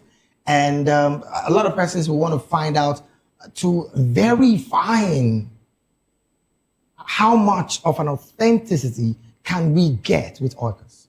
Okay, that's a very, very good question. So before I even define how safe is Oikos, I will tell you how unsafe it is without Oikos. Okay. Okay. So currently today in Nigeria, finding a property means stress. It means it's like chaos. A lot of people would say the house hunting journey, especially in Nigeria, is very chaotic. And even people, diasporas, like Nigerians in diaspora, find it very difficult to even invest back home, right? There's statistics that says that, I think over 70% of, investment in real estate, most of them come from diaspora. Okay. So, but yet we're in a sector where people do not even trust what they see online. So most people just use it as... And that's because there's a lot of fake. Exactly. So there are existing platforms where they're mostly bait sites, meaning that they lure you in. Right. And they build this platform as a means to just, let's just have people come, put a property. We don't really care about whether it's real or not, but let's drive the numbers. So they prioritize, quantity over quality. But this is where Oikos is changing the game. First of all, we're coming from, it's a personal pain point, right? Growing up in Lagos, Nigeria, my parents fell victim to scam, real estate scam. And I actually grew up hating the sector really bad, right? It was so bad. I really wanted this room of mine, right? And I already had pictures of the Ben 10 sticker I wanted because I was a huge Ben 10 fan. Right. And I saw how that never happened. I saw how my parents were literally frustrated. It was so bad that they couldn't even do anything about it, meaning that they tried, reporting to the police, but apparently this person is actually a well-known person in the sense that you couldn't even do anything. The best you could do is now beg for your own money. And as we speak today, the guy has not even completed payment. So I grew up with that so much anger. And this is me trying to explain how unsafe it has been. So I grew up to say, how do Oikos correct this? First of all, how do I prioritize the house hunters, feeling, right? How do I prioritize that, okay, I'm going to set for a home, I go online on a platform. So we now built it in such a way that it's like you're having a conversation with a friend. Right? And thank God for, there's artificial intelligence, which is not going anywhere. It's here to stay. So people do not be afraid of artificial intelligence. It's here to stay. And it's able to guide you on a very easy journey. It's also able to recommend properties to you. And one other thing that we do on the supply side is that we verify every agent. Yes, I know that, a lot of people say, we verify every personnel on the platform. But what we do is to ensure that it's not about the quantity, right? We prioritize quality. So I always tell my team that it's not about 1,000 listed properties. No, it is about 100 listed properties, and those 100 are verified. And it's out of those 100 properties that, if there are 50 house hunters going to that platform, 50 house hunters are satisfied. Now, that's another conversation. Well, just in case you just tuned in, it is still Gospel Fusion Live right here on Voice of the People Television.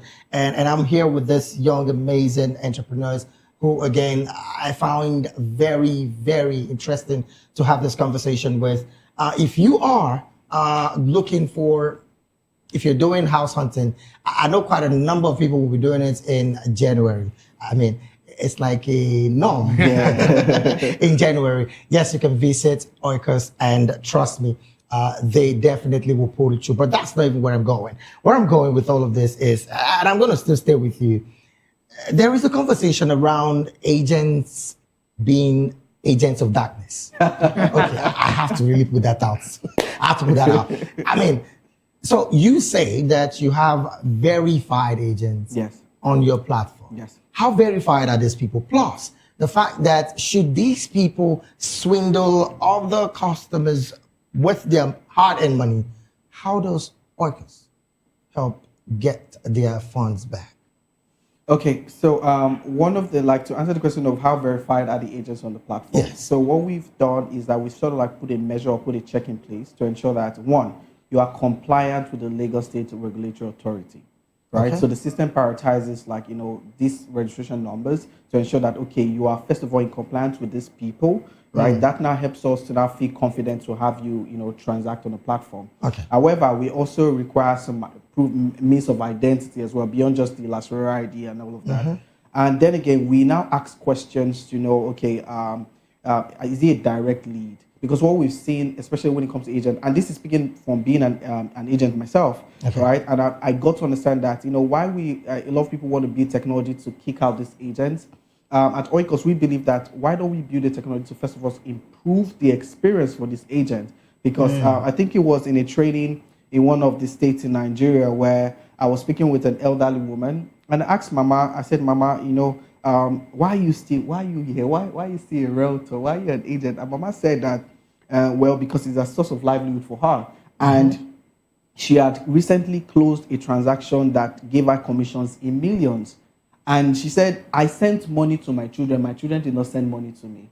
Wow. And I was shocked. And I'm like, that means they're actually very credible people that trust these people to actually transact. And she told me that the people that even transacted well was because they felt like, she's an elderly woman, she won't scam them. But the truth is, there are also elderly people that have scammed. There we go. But I think it's more or less we now putting like a system in place to ensure that everybody's accountable.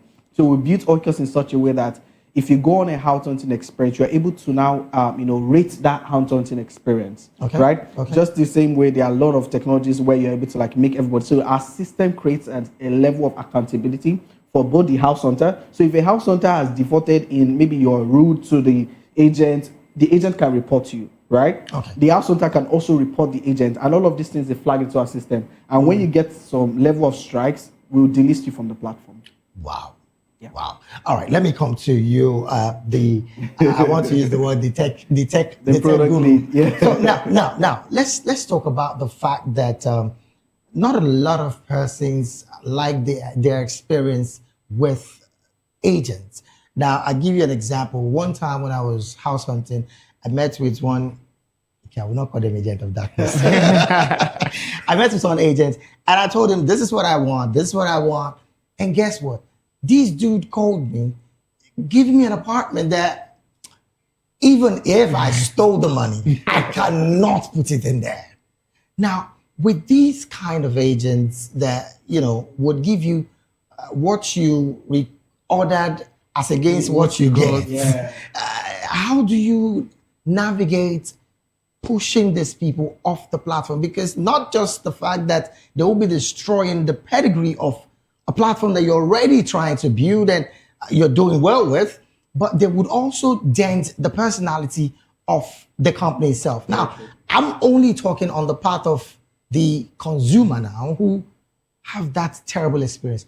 Plus the fact that nowadays we have agents who go, so for agents and commission fee, they will go almost 60-70% of the entire house rent per annum. How do you navigate having these kind of people not be on the platform to dent what a lot of Nigerians have in their head about agents in Nigeria? Let me ask you something. The story you told. I asked the question, yeah. But then go ahead. Aura for aura. The story you just told, right? Yes. The property you went to, did you see it before you went there? He sent the picture anyways. He sent one. Okay, he chose one very nice angle to get. Earlier, Israel mentioned how these agents sometimes tend to use these sites as bait sites, right? That's the idea. If I can use something to get you to come here, then the rest I'll just rely on. Maybe I believe I can talk you into it. So here's what Oikos is saying. Before you use your 2 legs and go there, because we've had people telling us how they almost carried them from Antony to Ogun State in the name of Jesus Christ. So before you use your 2 legs to go there, right? Instead of these pictures that they can take from one angle, let's have a platform that is video first listings. Yes. Right? Okay. You will give me a tour of that property on the video that you upload to that property is a video tour of that property, right? And Oikos has stipulated how the tour should be. Right, Okay. It's quality, a type of quality control that we're working on improving as we go to ensure that even us that we are seeing what you're listing, we believe that this is what it is. This is what it is, right? We have so much more coming in place to further use those videos to enhance the safety of the platform. But for one thing at least, we really believe that video first listings will improve the experience of your house hunter before you go and pay inspection fee to go and see. Okay, now in a situation where the agent, I'm also going to talk on the part of the agent anyways, in a situation where the agent, I'm still staying with you, Timmy, in a situation where the agent has a wrong video that is not of that property and you guys are not aware and we decide to now go, what happens to the agent and of course the user. I'm talking about Okay, so there are two things in place. The house hunter. The first thing is what we like to call our tour agent network. Okay. Right. So we have an Oikos listing agent and the tour agent. Okay. The listing agent is who brings the listing and posts it, right? But then the tour agent is the individual who we've gotten. Think of it like your third-party service provider, like an Uber driver, right? This person who we've gotten and who we've trained to give tours, right? And this individual, first of all, part of our verification process is the fact that this individual will confirm the address of this place that you posted, right? So you're not just going to post a listing and tell us, yes, this is in Banana Island, right? Okay. And then everybody just say, okay, well done, well done. The tour agent, who is still going to give the house hunter the tour, is going to need to be, to verify this. Okay, so there's like a check. Yeah. As against what the agent has already posted. And more to come. Wow. Okay. Now let me come to you, Israel. You were before now as a CEO, you were a business analyst with a particular company. Let's talk on the part of business, and I'm also going to talk on the part of the agents now. That's why I said let's talk on the part of business. If I'm an agent right now and I bring my property to your platform, what is in it for me and how profitable is it for me? And of course, what might be I don't want to use the negative part of it now, but what is the positives on the part of the agent with Oikos? Okay, before I even go to the positive side, let me tell you the negative side of I want to get it right. So I like the fact that you go negative. Yeah. It's cool, it's the honest truth. Because right here on the show we're so real. Yeah, I want to be very real. The honest truth is, if you are a fraudulent agent, you would not survive on Oikos. Even if you try to, you would not. In the sense that if you try to be as smart, the system will automatically checkmate you eventually. That's the honest truth. Okay. Right? On the positive side, what we are doing is create a system where we're able to help you organize your leads, so you're more organized as a realtor, right? You know, it is here in Nigeria that if you're an agent, it's accompanied with poverty. You're not a straightforward person. But outside the country, you see people tell, I'm a realtor. It's a massive portfolio, right? It's a thing of prestige, right? It's a honorable job. Let me put it that way. Right. So what we're trying Nigeria is like exactly. I'm so sorry. Yes. Yeah. Right. So what we're going to do is help you to be more professional, because our platform is not just going to be seen by Nigerians alone. We're already having conversations where we want to be able to bridge the gap with the diaspora community. We want to build a system where if you are a Nigerian in the UK, you're a Nigerian in Canada, you trust what you see on Oikos, and you're able to now invest, you're able to now rent, you're able to do you understand where I'm coming from? You're able to you trust what you see, and whatever thing you see exists, right? So what we are doing is that we're giving you a wider audience. So if you're an agent or a realtor who would normally be making, let's say, I'm just trying to give an example. Yeah. Let's say you're making, in a year, you're making, let's say, 5 million or 10 million in terms of your total commission. You could be doing say 30, 40 million. Easily. Why? Because you're now getting a wider audience of verified house hunters, right? Or verified leads, right? And you've built your portfolios enough that these leads now trust you to now, manage your properties, they visit your properties, and that just 10x your revenue for you. Now, I'm still going to stay with you. So I said something earlier, and that was about the fact that I've seen agents who, on their agreement commission fee, it's like 70% the annual fee of that exact property. Yeah. Why do we experience such with agents all across Nigeria? I want to stay with Nigeria because I've not seen agents in any other part of the country or the world rather. I mean, okay, let's not go there. So how do we bridge the gap where we don't have that? Because it's becoming a trouble. I have someone who is trying to look for property, and when he was telling me how much the agent's commission, damages, service fee, all of these things, So let's say, for instance, I'm trying to really manage words here. So I don't say bad thing on air. If we have $1 million as what I'm going to pay as my annual rent, and then agent's commission, let me stay with agent commission, not damages. Damages goes to the landlord, who of course is going to refund me when I'm leaving. But agent's commission, $1 million. They're telling me 300. That's 600. How? As how now? What do you mean? So please walk Nigerians through why it has to get to that point, and what basically is the advantage of having to pay an agent that much.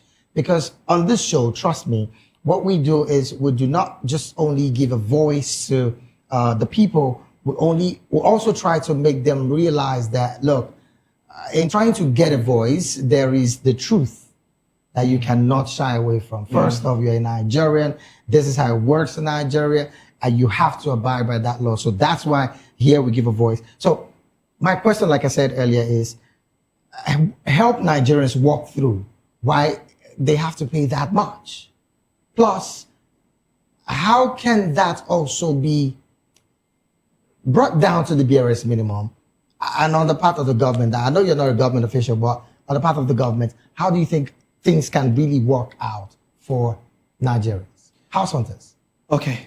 First of all, I think I would like to first to commend, Lasera. They're doing a great job. That's Lagos State Regulatory Authority. Okay. I spoke at the 6th Lagos State Real Estate Marketplace Conference. That was last year, December. Yeah. And I think they're doing a lot of work in terms of regulation, and they've also put like a particular benchmark to how much they can charge. So yes, the honest truth, we're Nigerians. Yes, the government will say one thing, but people want to do something else, right? And if you want to do something else, then you will not find a place in Oikos, because our system is automatically built, right, to put in the exact figure stated by the government. We are compliant with the government. So it's not what you put there. It is what the government says you're charging. That is what will be reflected on the Oikos platform. So any kind of agent that wants to play, yes, it's what not they play. You find somewhere else, not Oikos. Yeah, anywhere else but not Oikos, actually. Anywhere else but not Oikos. Okay, so now I like the fact that you did mention that Lagos State government is also trying to do. I think I've had a conversation with some persons in Lasera as well. Yes. And I got to understand that, yes, they're doing a lot. Yes, a lot of work. Trying to bridge the gap between both landlords and their tenants and all that. Yep. But concerns are being raised now about, how people would go connecting with Oikos. How do they do that? Let me start from there. I want to go into the struggles and all of that, but let me start. How do people connect with Oikos? Yes. How can people connect with Oikos? Okay. In terms of when you go to our platform. Yes. Oh, okay. So think of Oikos as your best friend. Someone who you're telling Oikos that, you know what, Omo, I'm tired. My landlord is frustrating me. We've built our system to be very personal, and like I said, with the power of artificial intelligence, where it responds to you from an emotional standpoint. So you hear stuff like, "Oh, so sorry to hear about your landlord wahala or landlord troubles," right? What would you like us to do? And what Oikos does is able to now give you the property based off of your request, right? It brings it, so you're not giving you lots of listing where you're saying you are scrolling. See, there's an emotional effect that comes with you're already frustrated and you're going to a platform and you're seeing lots of listing. First of all, you're overwhelmed already. Right. So you rather just go to the Mr. Whoever to just Alpha Chief. I need a property. So, but Oikos is now telling you that, you know what? Oh boy. What do you want? Right? Tell us what you want. We'll find it for you. If we can't find it for you, we'll assign a verified, personalized agent to you. And we will track everything to ensure that we fulfill that demand. So we make a promise to a house hunter that from your search to your move, we are working through it with you. Okay, then. Let me come to you, Timmy. How can people get to see, where do they have to go if they want to connect with Oikos? www.oikos.com. Yes. Wait. Take that slowly so that they can get a feel of what it is. You want to go to www.oikos.com. oikos.dat, that's DAT for data. We're being okay. creative. Oikos.com. Okay. Right? You get access to our platform, you sign up and Now, I'm still staying with you. There are a lot of Nigerians that are not tech savvy, and I mean, some call AI agent of FIR.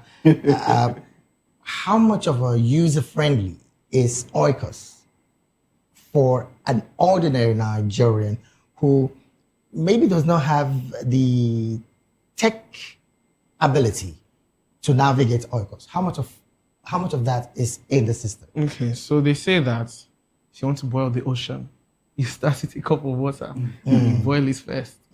So in building Oikos, right, while keeping every Nigerian in mind, we first put out an ideal customer profile. Correct. Right? Young, tech-savvy Nigerians. Okay. Not to say that we're going to ignore the demographic you just described, but you have to start from somewhere, right? While working your way outward toward, like the fintech people say, banking the unbanked. You have to now find your way there, right? Already, we put up something to help people who seem to be struggling with the platform, right? First of all, let me start by saying that it's already designed to be user-friendly. That's why working with the AI was important, right?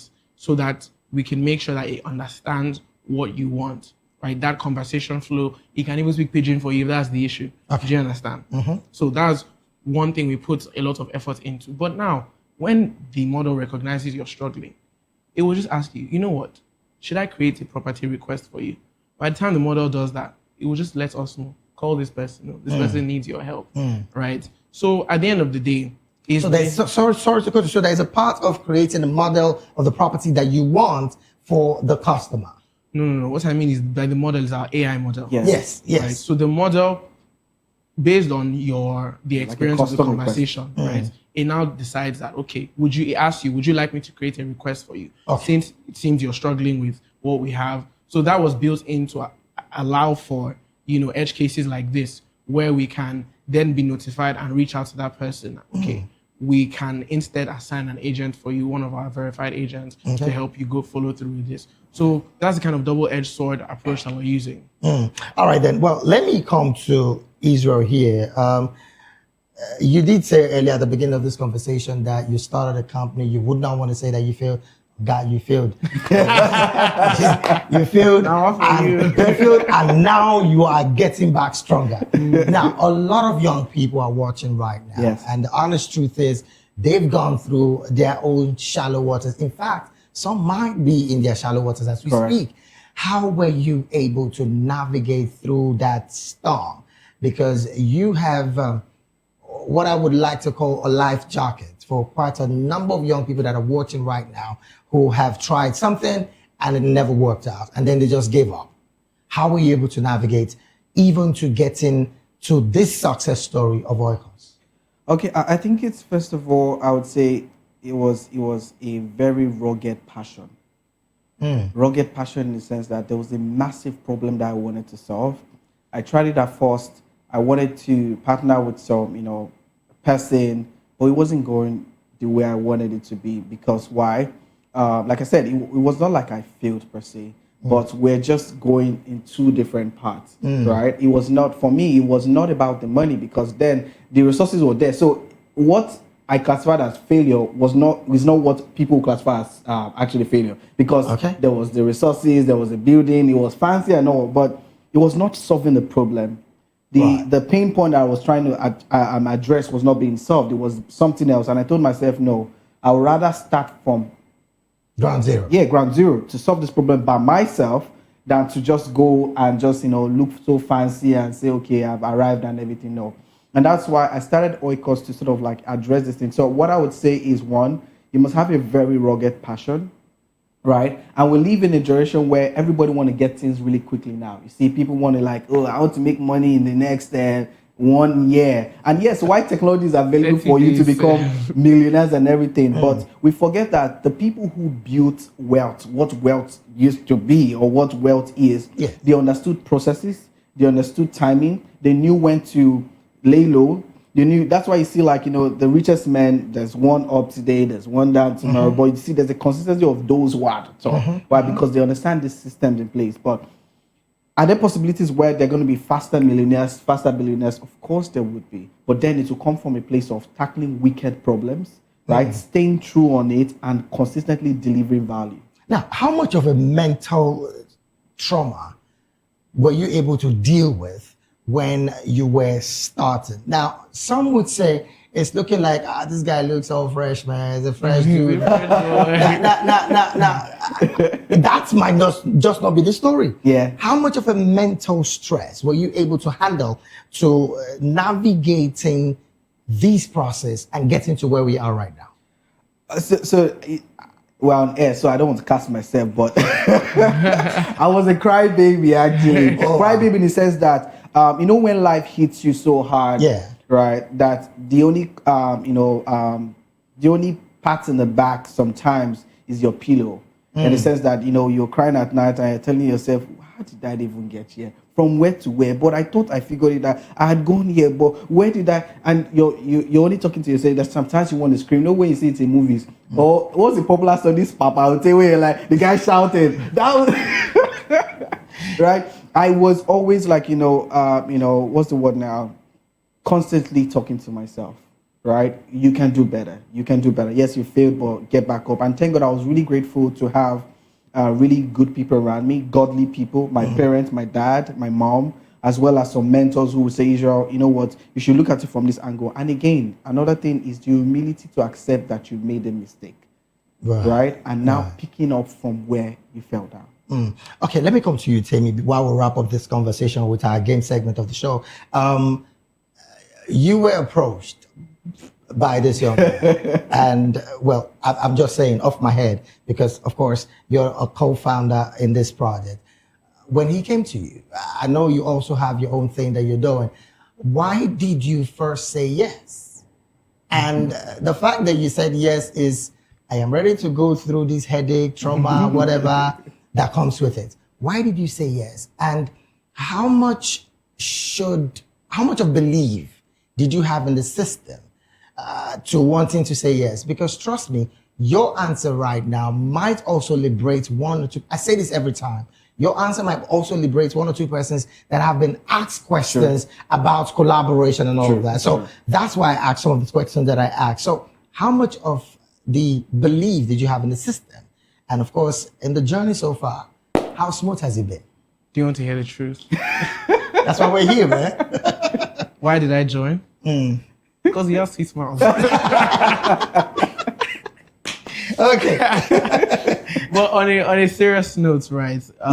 We're having a conversation. We had only just met a couple of weeks earlier, and I was just looking for another gig from a client, right? And he didn't have an opportunity for me at that time, so it was we'll double.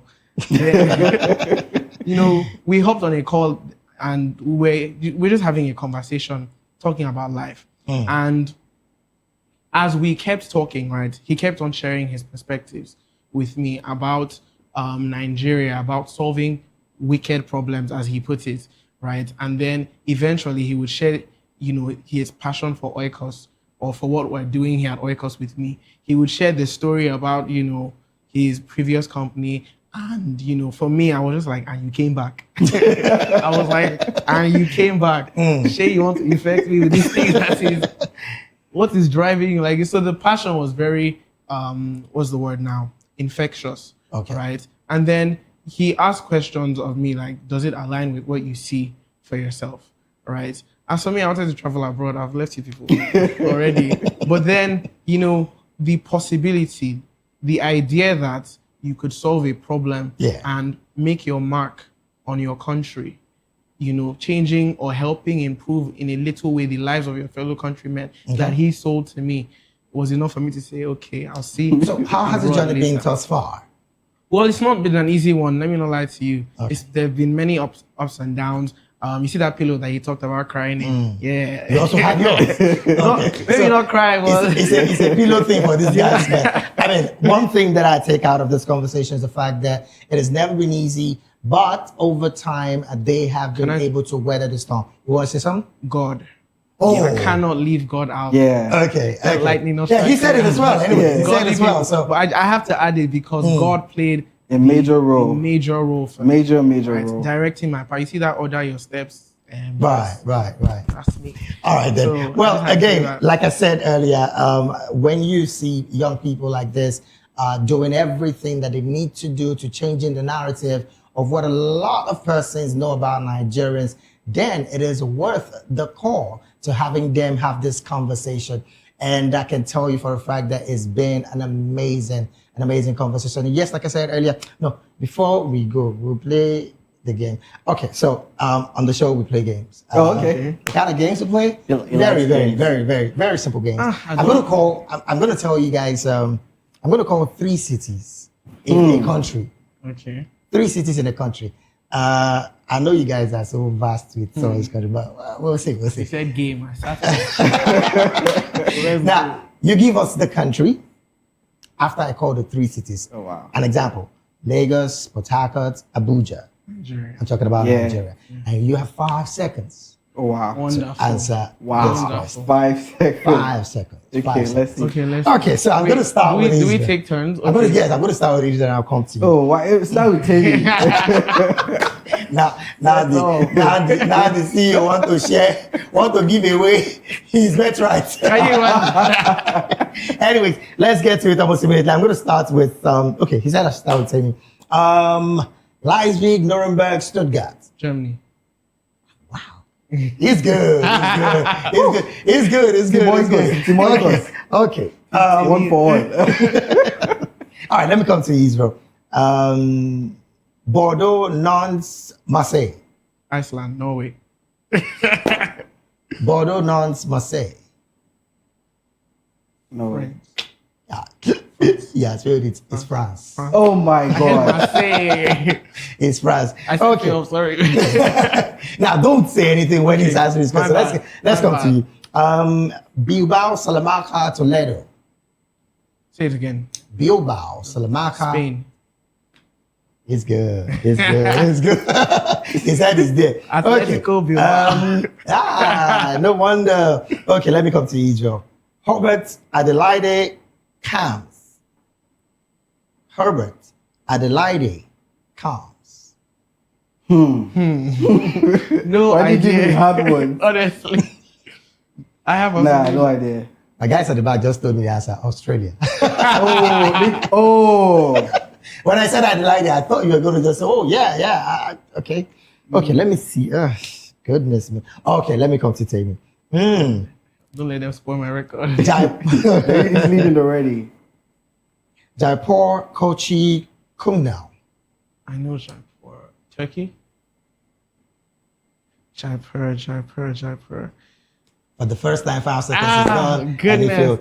I'm talking about India. India, that's true. Okay, let me come to him. Ooh, we're pressed for time. Okay, one last round and we'll be done. Let me come to Israel now. Cortiba, Salvador, Fortaleza. Cortiba, Salvador, Fortaleza. Salvador. Bahamas. Brazil. Yeah. Okay, let me come to you. Final one here. Merida, Puebla, Oaxaca. Puerto Rico. Did you get it? Portugal. Dang it. Mexico. No. No, we'll travel wild this year. Don't worry. We'll travel a lot this year. Can I give you one? No, questions here, man. Oh, we gotta go. Thank you so very much, people, for always being here. Oh, yes, before I let you guys go, how do people connect again to Oikos? www.oikos.dat. Oikos is OIKUS, then dat, DAT. So www.oikosdat.com. Get us there. There you have it. Well, that's the size of the show. I want to say a big thank you to every single person who made it possible. Oh, yes. Thank you so much for being here, Israel. And of course, Tammy, it's been a pleasure talking to you guys. All right. Without wasting further time, I also have to let you go in less than 4 minutes from now. we'll be going to the after party of Gospel Fusion Live, and that is Praise Wave Live with world famous DJ Ibam taking us through 1 full hour of amazing praise to the one who created you and I. All right, that's the size of the show. Thank you so very much for being here. So my guys at the back, I want to say a big thank you to you guys for consistently doing what you do, because hey, I can't be more prouder, if there's any good word like that, than what I am right now with you guys. Okay, yes, to you out there that have taken your time to see us, I want to say, hey, always at all time, stay positive. Remember, every day is a plus, and never forget always to pray for Nigeria, because there is no great nation like ours. Until I come your way again, same time next week. No, in a couple of minutes from now, where we do the after party Praise Wave Live, I am David E. And I'm saying, do have an amazing week ahead. God bless Nigeria. Welcome to the rhythm of heaven, where every voice, every soul, every sound comes together in harmony. This is Gospel Fusion.